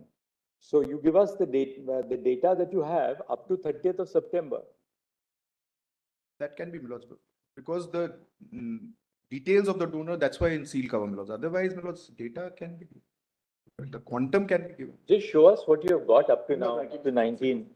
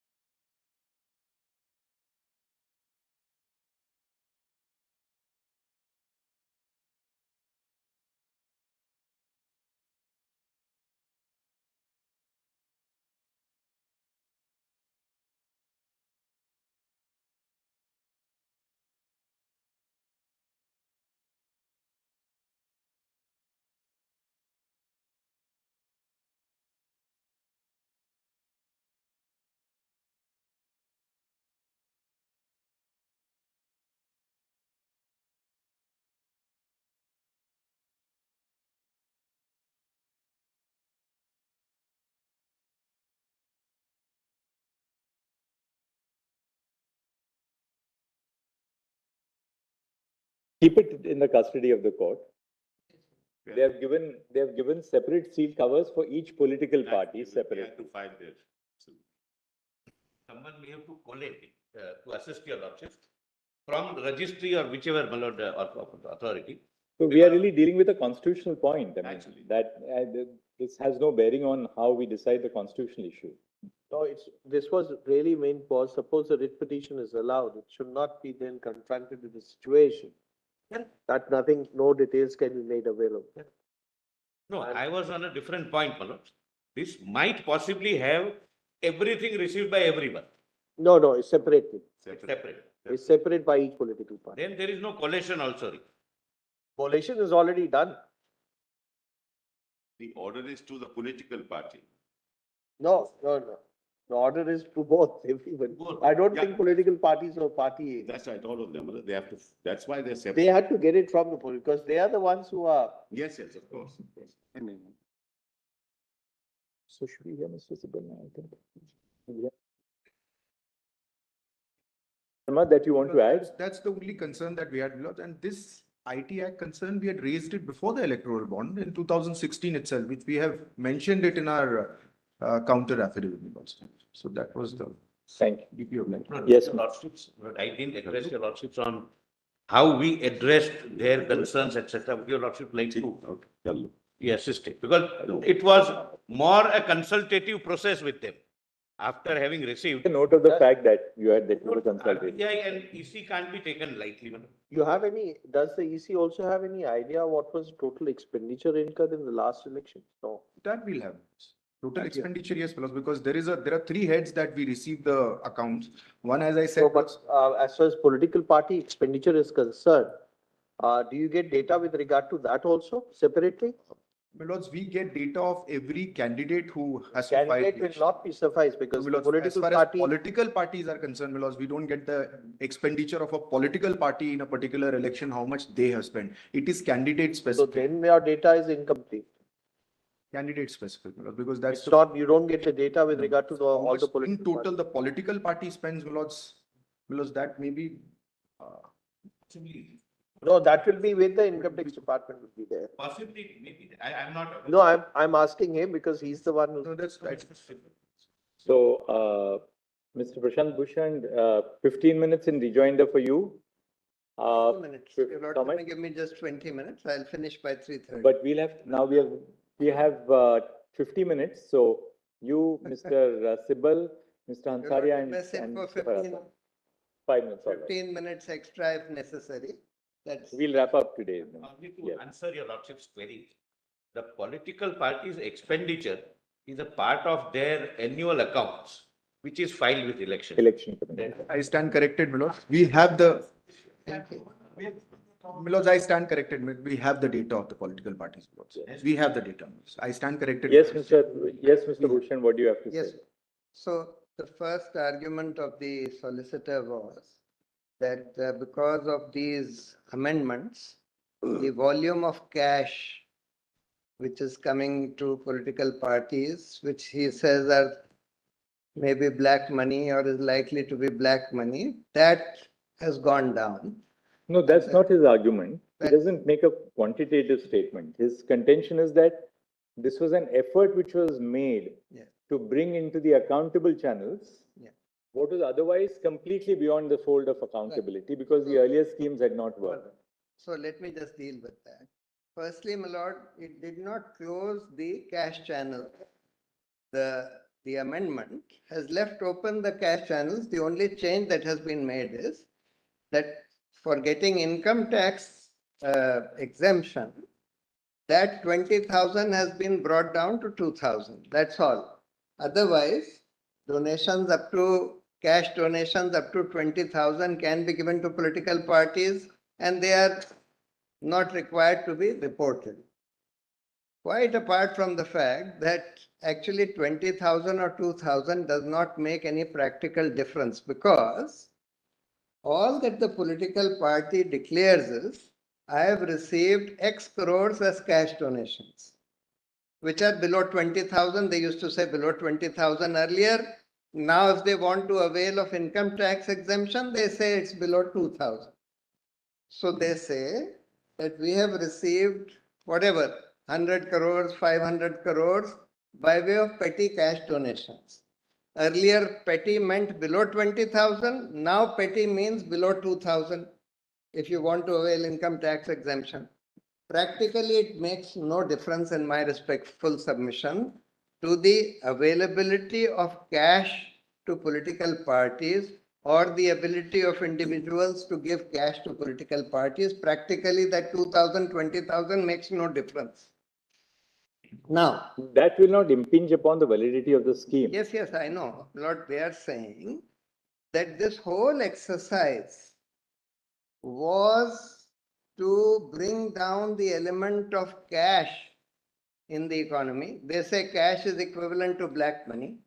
the object of the exercise was to make political funding of parties to come more through banking channels rather than cash. This, they say, was the stated purpose of this whole bringing in electoral bonds, one of the stated purposes. Mr. Bhushan, there will be slight difficulty. Even if it has not happened, probably the data may support you, the cash channel may not have come down. It No, may- cash did come down. I'm not saying cash didn't come down, but the reason why, it's important to But understand why cash Mr. came Bhushan, down. there are three, four arguments on which we want direct answers. Yeah. One is that the intention was to ensure that the money comes through regular banking channel. Yes. There is a KYC required, Yes, which is not there as far as payment cash is concerned. And also, even if it is coming through the bank accounts, yes. the KYC by the second KYC at the time when the bond is purchased is a second added advantage. All right, let's assume that that's there. Number three, their contention is that as far as payment is concerned, the person who's made the payment is concerned, the need to know the name of the donor has been protected. The confidentiality of the donor has been protected Yes, for 1, 2, 3, 4 reasons. yes, And therefore, when you are examining the reasons, you will have to take into account what was the intent behind the Yes. enactment. Yes. And not by a counter argument, which may be, and there has always been a conflict between confidentiality and declaration, or so, my lord, in both of them have their pluses and Yes. minuses. to answer our argument that these changes defeat the citizens' right to know about who's funding the political parties because they introduce another anonymous source of funding. Now, the answer given by the solicitor to that is that, well, it had an objective. Now, these are two conflicting things. They say the objective was to limit black money or cash money coming to political parties or to reduce that. And therefore, we introduced these electoral bonds because many individuals or companies do not want to be known that they are the donors to these political parties because they fear victimization. So that was what the finance minister then stated. That's the argument also of the solicitor, that there was an objective behind this. Now, what I'm pointing out is that if the objective was to choke off cash donations have not been choked off. But that was not the object at all. Yeah. The object, as the finance minister says in that article, and that's broadly an indication, Yes. was to add some element of transparency. That's what Mr. Jaitley said, that it will enhance transparency to a significant extent, and we would add two separate phrases which have been used. That's the point. You're right. In the earlier regime, absent this, it was purely cash based. You had those options, voluntary contributions, you had electoral trusts. But Not just that, you had direct check donations, etc. That is, a cash based scheme, an unaccounted scheme, proceeds on anonymity. yes, According to you, they have continued anonymity. yes. They have But, continued that anonymity but of there is cash. but there is well one as- change. But there is one change, Yes, that the electoral bonds have brought whatever is contributed to the electoral bond in the form of accounted transactions within the normal banking fund. now the question, so that's the second limb of the argument, that this reduces black money flowing into political parties because it's coming through banks. Ultimately, Whether it reduces or not, to my mind, is irrelevant to the validity of the scheme. all right. The scheme may be wholly unsuccessful, but it may still be a constitutionally valid scheme. No, Lord, then that is no response to my original submission, which is that it defeats a constitutional right of citizens to know who is funding these political parties. That's a fundamental right which your lordship has recognized under 19(1)(a). And if what is being argued, that the object of this bringing in electoral bonds was to reduce cash and reduce black money, so to say, and bring in only accounted money through banking channels to political parties. If that's the argument, then I'm just pointing out that that's not entirely correct for the reason. Firstly, you can still give cash. There is no bar today which has been placed on cash. The only change that has been made is simultaneous. How do you put a bar on cash? It's a third economy. Much as you may impose a bar on cash, it's illegal. But you have a third economy. That's the point, my lord, that it could easily have been done that all receipts of political parties, at least of political parties, will have to be accounted, whether it is cash or not. All cash also, any money being received, you could have done either of two things. One is to say, if cash is totally prohibited, you have to take through banking channels. This is one option. The other is, even if you take cash, irrespective of the amount, even if it is 100 rupees, 50 rupees,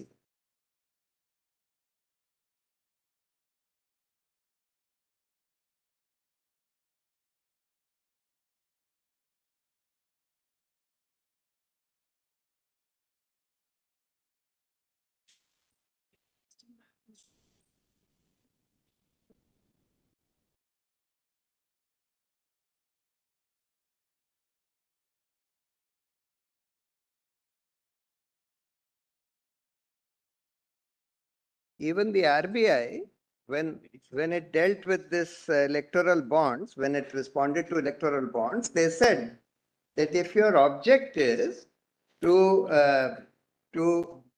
make political funding go through banking channels, there are existing instruments of checks, drafts, bank transfers, etc., which are available. Why are you introducing this anonymous instrument? This will allow, because as I pointed out, Lord, it's not that black money cannot come in through electoral bonds, though it will come in through banking channels. The example that I had given in my initial submissions was, suppose, as has been done, that you, by under-invoicing, over-invoicing, etc., you siphon out some funds, X crores or X thousand crores, to tax havens. From there, my lord, you have a company to which you have deposited. That's all black money. It's over-invoicing, under-invoicing money which has been siphoned out to those tax havens. You set up a subsidiary of that foreign tax haven company in India. It's a subsidiary under the FCRA changes. It was argued, my lord, FCRA is not in question here. But FCRA changes have been challenged in this very petition also, 2016, by which the availability of even subsidiaries of foreign companies to donate to political parties was brought in. And whether or not your lordship decides on the validity of that or not, your lordship have to keep in mind the fact that simultaneously that route was opened up. The route of subsidiaries of foreign companies donating to political parties was opened up. Now, what I am pointing out is black money can still flow through electoral bonds in this way. You have converted black money and deposited it into a tax haven bank account of some company registered in a tax haven. You then transfer that money you set up a subsidiary in India, transfer that money to a subsidiary in India. That subsidiary company, because you have removed the limit of 7.5% also, even if it's a shell company. Mr. Bhushan, at a constitutional level, this argument won't wash. I'll tell you why. I am only responding to what was argued. I am not. This will not wash. This will not wash at a constitutional level for the simple reason that the fact that they have been unable to, or they did not, dry all cash sources of funding of political parties is not an answer, there is not a ground to challenge the validity of a scheme. I'm not using that ground. I am saying that the response of the government to my grounds, what were my grounds, my lord? My ground was Article 1918 defeats the rights of the citizens to know the funding of political parties. Number two, my lord, it promotes corruption because it effectively legalizes corruption because it allows any company to give anonymous kickbacks, legalized anonymous kickbacks to the parties in power. And I pointed out that the evidence, there is considerable evidence to show that almost all the electoral bonds have gone to ruling parties. Vast bulk to the ruling party in the center, the rest to the ruling parties in the states. And virtually all the electoral bonds that have been purchased are in 94.5% in denomination of 1 crore and the remaining in denomination of 10 lakhs, virtually nothing below that. Therefore, there is good reason to suspect. And I gave two examples also. I'm not saying that your lordship should use those examples because those parties, those companies are not before us. But I gave those two examples. One company has declared officially that they gave those electoral bonds to ward off excise issues which had arisen with the government. The other company who has purchased electoral bonds worth more than 450 crores from their accounts declared to SEBI has been the recipient of several mining contracts and various other favors. You already argued, Mr. Bhushan. You're in rejoinder. These are all auctions. Mining contract, You're in the rejoinder now. kickbacks. You Anyway. participate in all. Don't re-argue your case. I'm not re-arguing. I'm just pointing out that that's my argument. Now, what is the government's response to that? So how do they answer this question that this defeats the citizens' right to information? One answer that they have given, I was coming step by step. One answer that they had given was that there was a competing interest of bringing down cash or bringing down unaccounted money into the donations and finances of political parties. I am just answering that issue. The other argument that they have made is that there is a right to privacy. That's the argument made at the end. Firstly, my lord, the right to privacy doesn't extend to companies.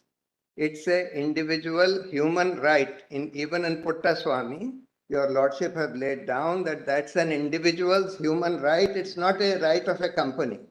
So therefore, so far as those amendments which have been made to the Income Tax Act, to the Companies Act, etc., which anonymize donations by companies to political parties and remove the requirement of declaring who you have donated to or where you have spent this money, that right cannot be invoked for companies.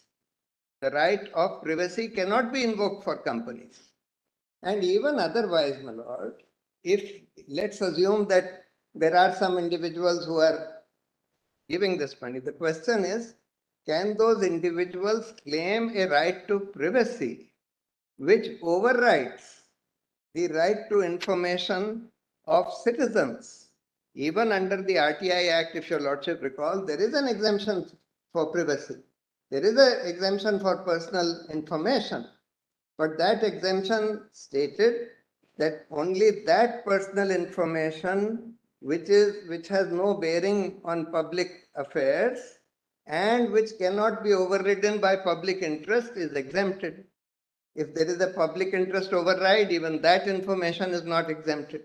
So in my respectful submission, my lord, that privacy argument cannot be used to say that my right to privacy about which political party I am donating to overrides the citizen's right to information, to know about who the political party is getting funded from.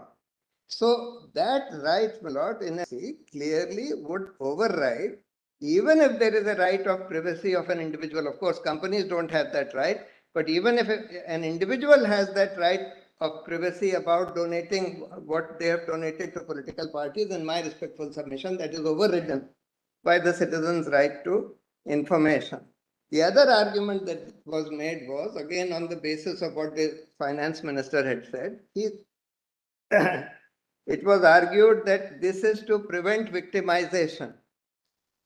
Now, Firstly, as your lordship pointed out, the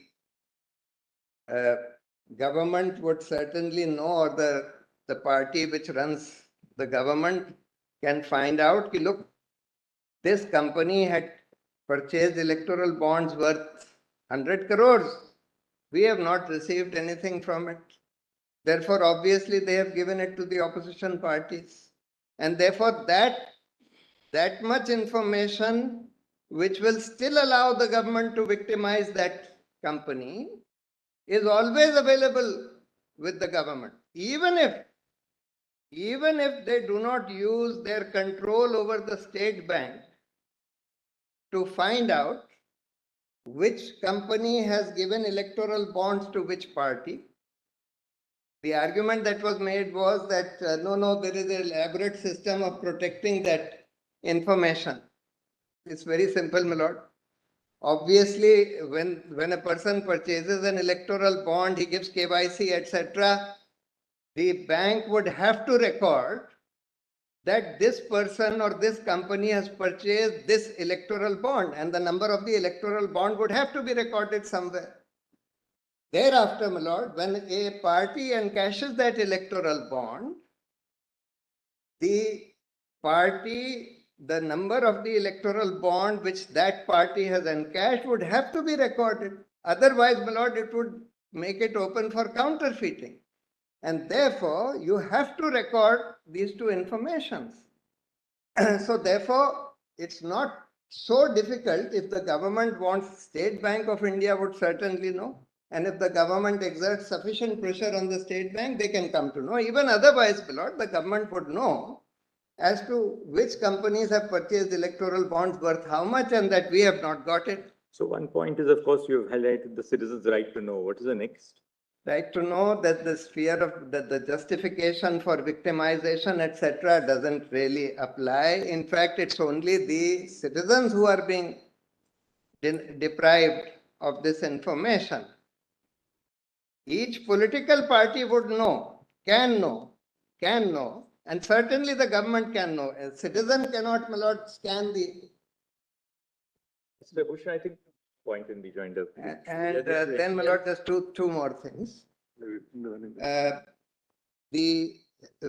There was an interim order, as your lordship saw, Yes, asking the 12th of Election April, Commission. I am respectfully saying, because they are going to open electoral bonds window for this state assembly elections any day now. It can be open tomorrow, it can be open day after. And again, my lord, till today, till March 2022, electoral bonds that had been purchased were over 9,000, under 10,000 crores. Till today, I understand that the electoral bonds that have been purchased in this last 1.5 years has taken the total to 13,000 crores. Now, today, if they open the electoral bonds, again, in this assembly election, again electoral bonds will go. I am respectfully, my lord, requesting your lordship, even if your lordship does not stay the issue of electoral bonds after today, at least one thing your lordship should say, that it should be made clear to the parties who are purchasing electoral bonds that these may be subject to disclosure. Because this court has the power under the scheme also to seek information from the State Bank of India. And I am requesting, my lord, that at the end of this, if your lordships agree with us that this electoral bond is unconstitutional, etc., then your lordship should disclose as to which company has given to which party, etc. And even if that information has to be obtained from the State Bank of India. And that's why, my lord, I'm saying that at least today, because last time the same thing happened in that Election Commission appointment case. I had an interim application. I mentioned that interim application on Thursday, on saying that there is one post vacant of the Election Commission. And the court is proposing, Except for the difference, except for the fact that after the 12th of April 19 order, yes, when you moved a fresh IA for stay, that was for that particular. that stay was declined by the then. Yes, yes, chief judge. yes, that was at that stage, Mr. for Bhushan, that particular. That's why I asked, bond. what is exactly your prayer? You asking for quashing of the? Of course, entire- I'm asking for Just- caution. Just one minute. Are you asking for quashing of the scheme, or you want that a disclosure should be made? No, of the I'm donor? asking for quashing of the scheme. Okay, of therefore, this you had anonymous to scheme. answer that question. And in case your lordships, Mr. Bhushan, just one more question. yes, The scheme has one advantage. There's a KYC at least. You will accept that there's an advantage in that. no, that's all right. If the anonymity is removed, I have no problem. So therefore, you argue on that. I'm saying I'm challenging the scheme because of the anonymity. Remove the anonymity, I have no problem with electoral bonds. I'm challenging the anonymity of the electoral bond. So that is defeating the right to information of the citizens. So, so what I'm saying is, So you are basically pressing for the entire scheme to be set aside, and you're also arguing that the amendment should therefore be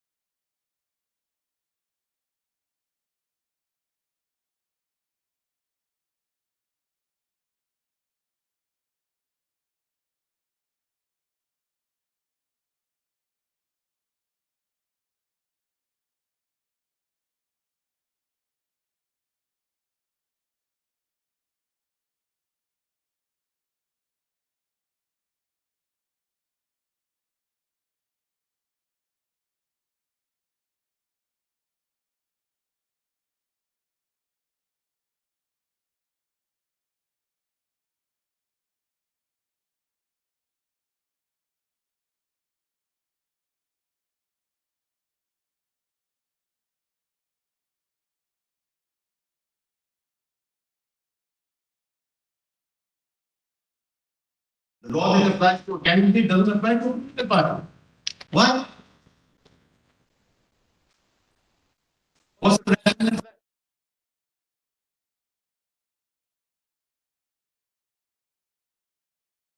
What's the basis, Malad, of coming to this conclusion? These electoral bonds are meant for a political party to be in power in perpetuity because the amount of money through these means, which quote unquote are legitimate, will empower that party through capital to influence everything. This is the most unconstitutional, undemocratic, unfair scheme that destroys the very basic structure of our constitution. Free and fair elections is the basic structure of our constitution. This scheme is neither free nor is it fair. It's not free because the industrialists cannot say no. It is not fair because in that process, the political party in power gets the maximum capital and the capital it wants, not for elections, for other purposes. That's very dangerous. Incentivizing, and I'm come to the other main argument. Incentivizing, I won't take more than a few minutes, Malad. I don't want to trouble your lordships. Incentivizing the use of banking channels. Of course, you will get this legitimate money through banking channels. In fact, that's the perfectly rational way of enriching yourself. Perfectly rational way. But that's not a justification for empowering yourself. I can understand if there was a correlation between this and the election process, in which you must disclose how much you have spent, where you have spent. But that cannot be because it is the candidate who is fighting the election, not the political party.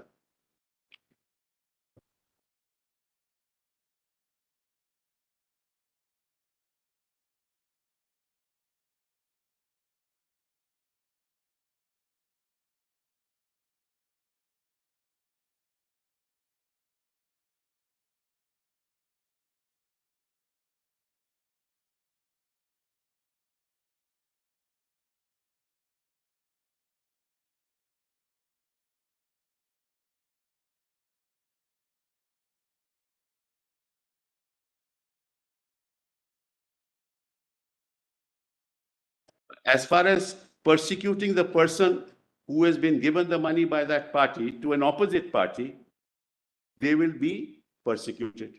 But why will they be persecuted? Well, let me tell your lordships, just to tell your lordships what the reality is. A big industrialist who has enormous power will give it to all political parties. And the party at the center will never hold it against that industrialist. Because everybody's benefited. The system enjoys this money. Enormous capital to the party that is in the center and small little donations to the others.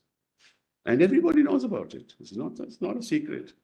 So there'll be no retributions that why did you give it to that party? Because you've also got the maximum. Why should there be a retribution? So this whole argument that no, there'll be a retribution, why have you given to that party? Supposing, Manoj, I have got 100 crores. I get 100 crores, but the donation shows that he has given 500 crores. I know that 100 crores come to me, 400 crores have gone somewhere else. And if, Manoj, for the 100 crores, the quid pro quo is 4, 5, 6 instances, Manoj, then out of 400 crores, why should the retribution be more than just 4, 5, 6 instances? The same logic will apply. Same logic will apply. So why are you protecting those, Manoj? And the most serious part, Manoj, which I said earlier, that I will never be able to go to a court of law. What you're doing is giving a protection to corrupt transactions by not putting that information in the public domain, because I will never know. So, Manoj, how do I move forward? Where do I go? I can't file an FIR because I don't know. I'll be subject to defamation. I can't go to court. I have under 156.3, I'll have to go to, I'll have to give some data. I don't have the data. So what court order are we talking about?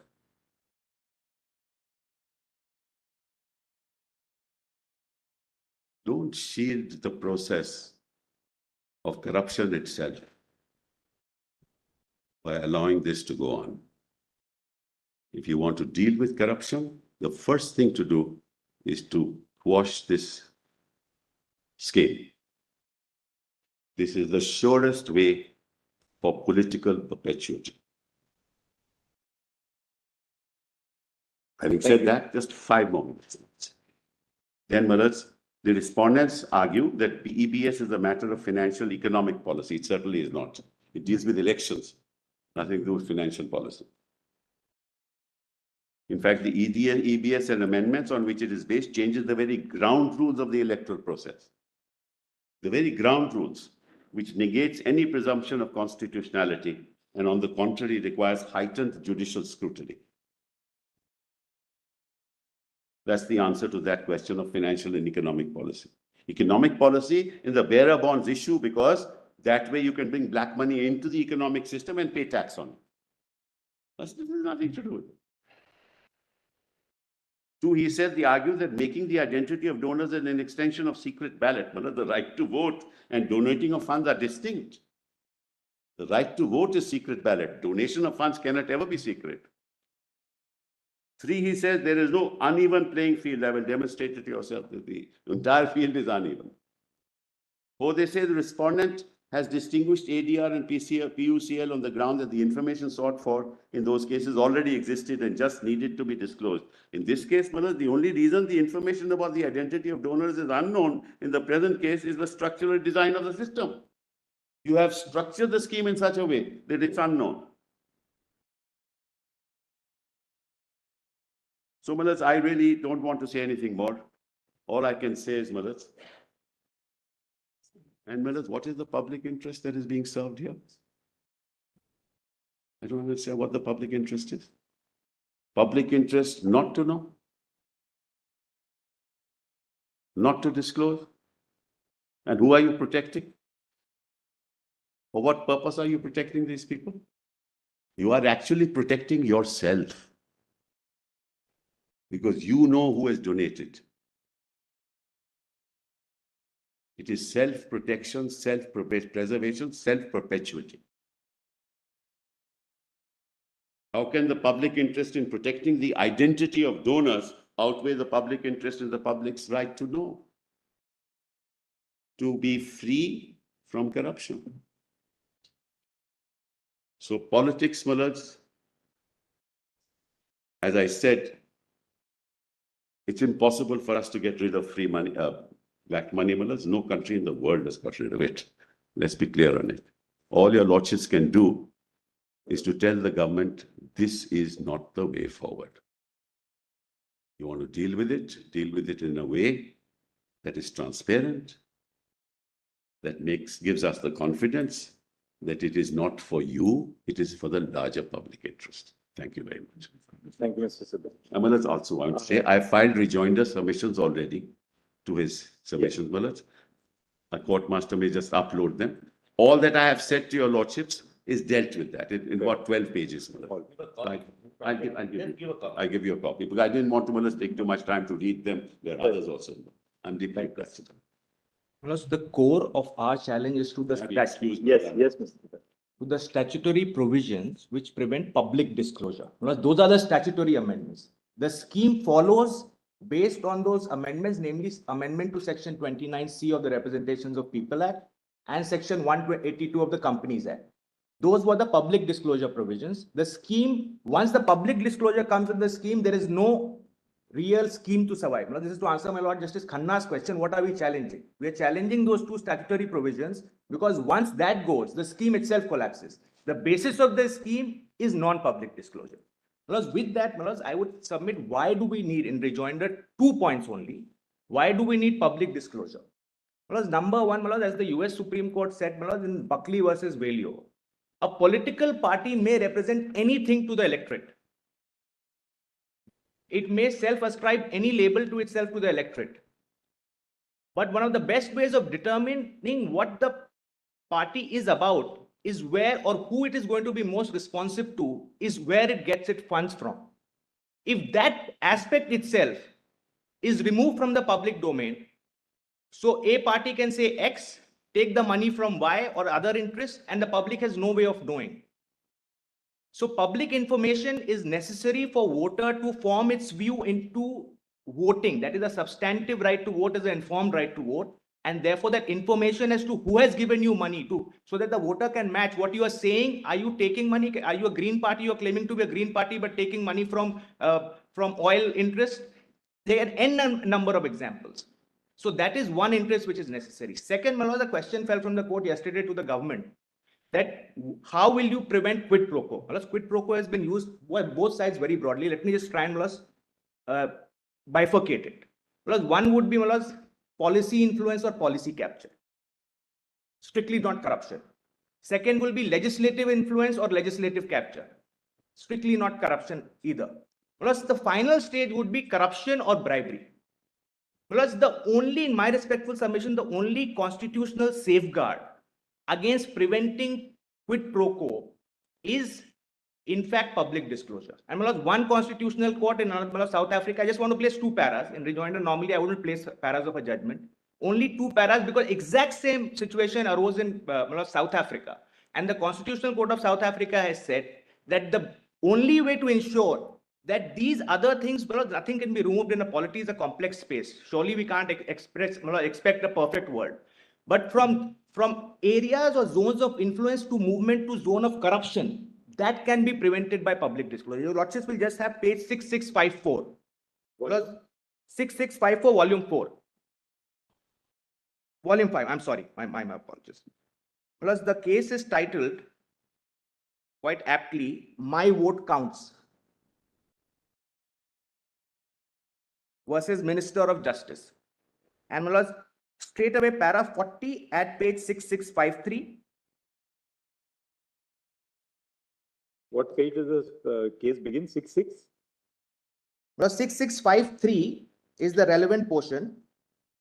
Bookmark number 60. Yes. This is volume 4 of? Volume 5, my lords. Volume 5.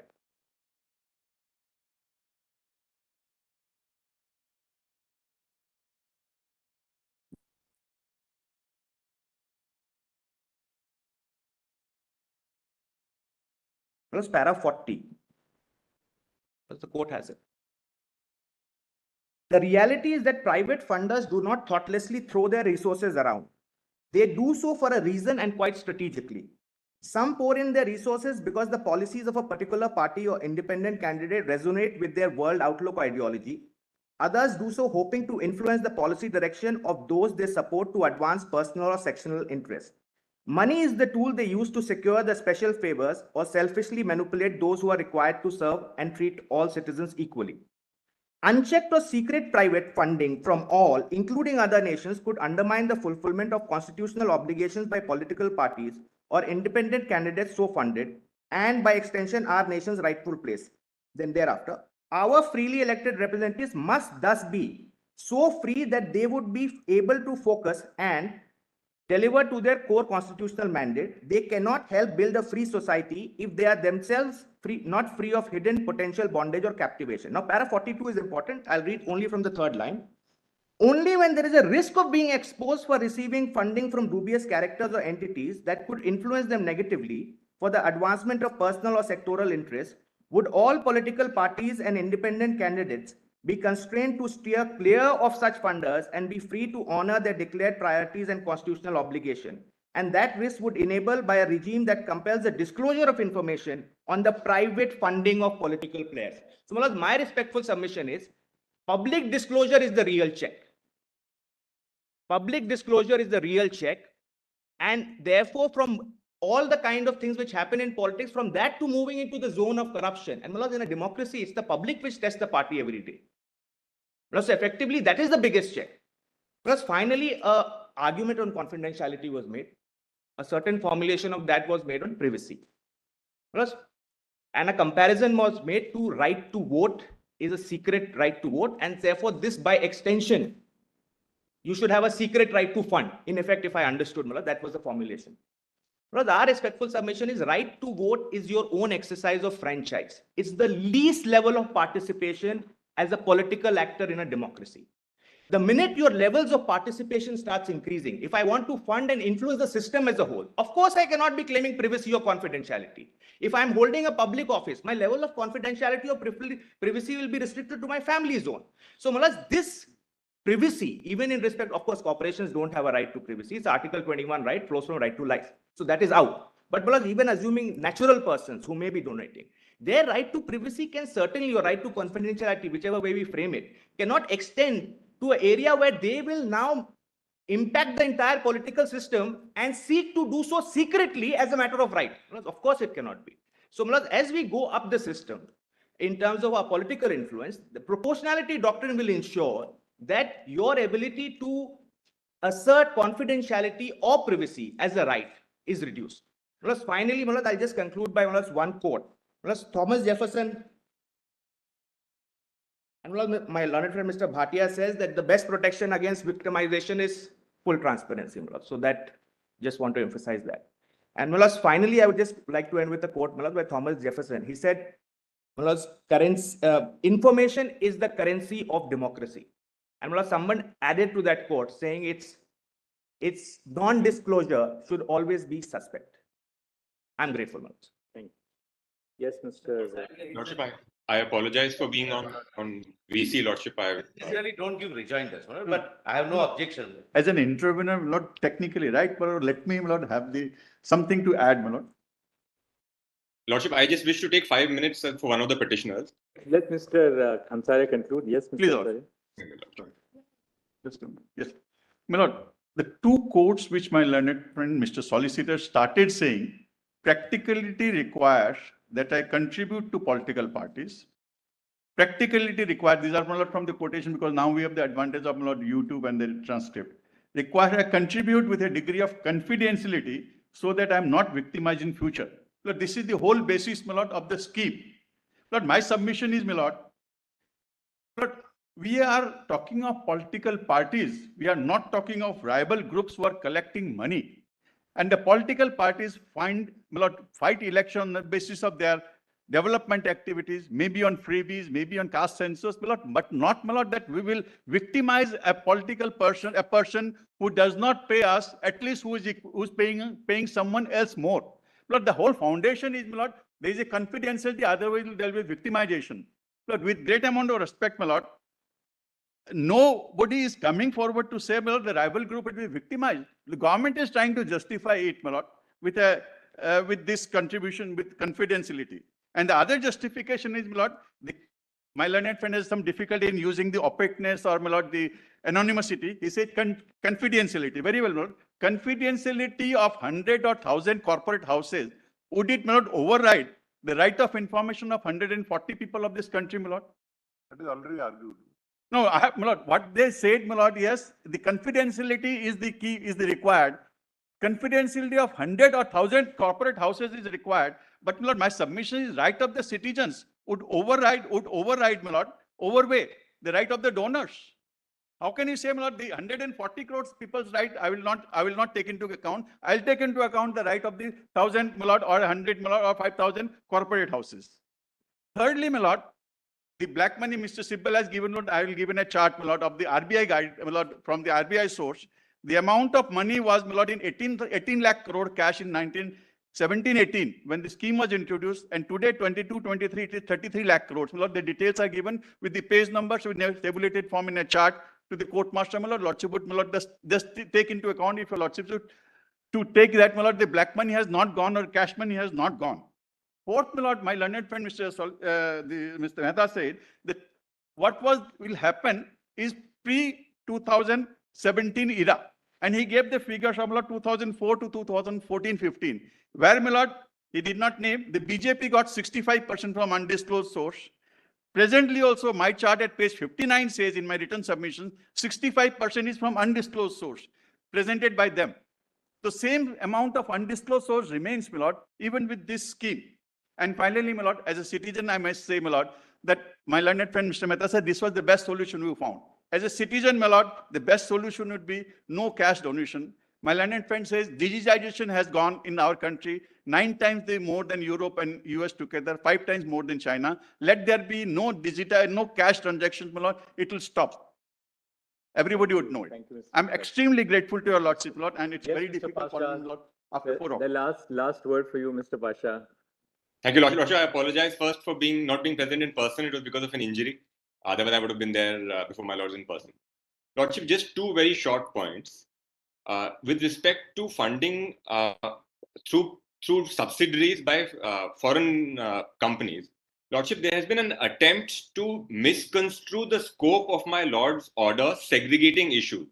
Now, the order that had been passed by my lords in which these issues had been segregated, my lords had said that the Finance Act 2016 and the Finance Act 2018 and the amendments it brought about to the FCRA will be placed before a separate bench. Lordship, now what was amended in 2016 and 2018 Finance Acts in the FCRA was the definition of foreign source to exclude from a foreign source those companies which had foreign investment. However, Lordship, I wish to point out that where we are, minus the electoral bond scheme, even assuming those 2 amendments to the Finance Act stand, is that each foreign source, whether there are 4 major sources through which foreign investment comes into the country, Lordship. One is foreign direct investment, one is foreign venture capital investment, one is foreign institutional investment, and one is external commercial borrowing.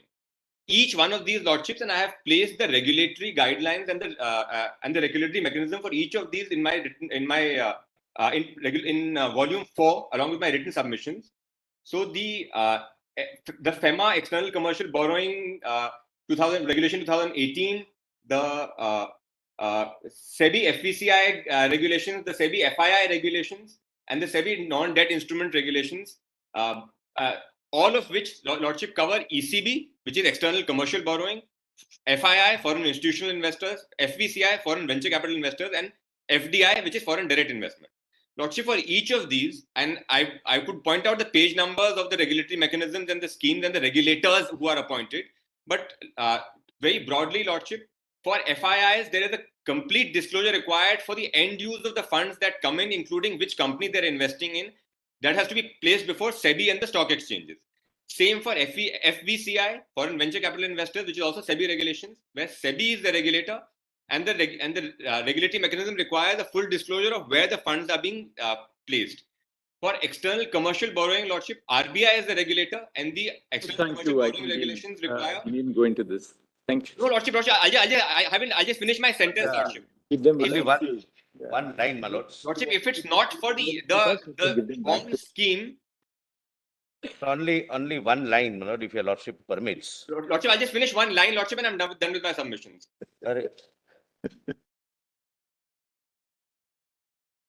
If not for Lordship, if not for the We would electoral like bond, Election Commission to get the data in accordance with the order dated 12th of April 2019 for the period ending 30th of September 2023.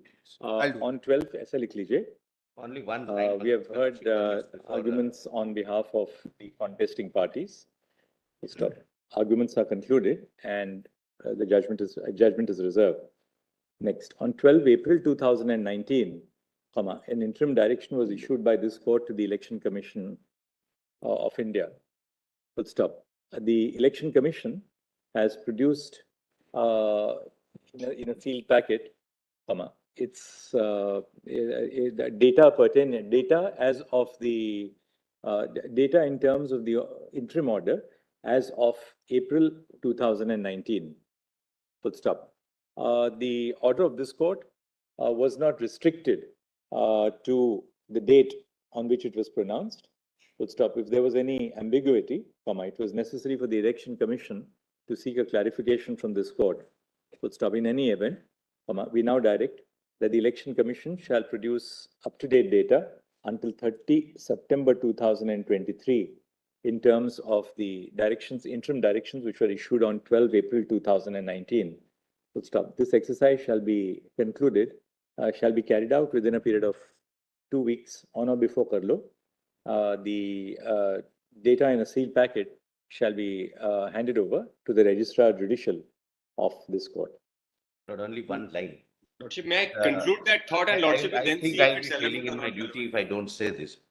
But I was little perturbed when Mr. Sibal said that there is no possibility of eradication of black money in this country. I am not that pessimistic. But the way in which digitized payment is increased, it is significant improvement and the country should not be pessimistic. We are in the process and we will eradicate black money. Thank you, Mr.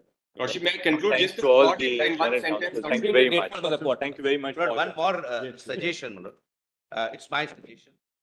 But despite, my Lord, my saying about SPI, etc., if your Lordship's conscience, my Lord, desires to be satisfied more, your Lordships may consider RBI, which is a statutory banker's bank. There may be some administrative issues instead of SBI because they may or may not have presence all over, my Lord. This is just to show my bona fides. That's Please, Alas.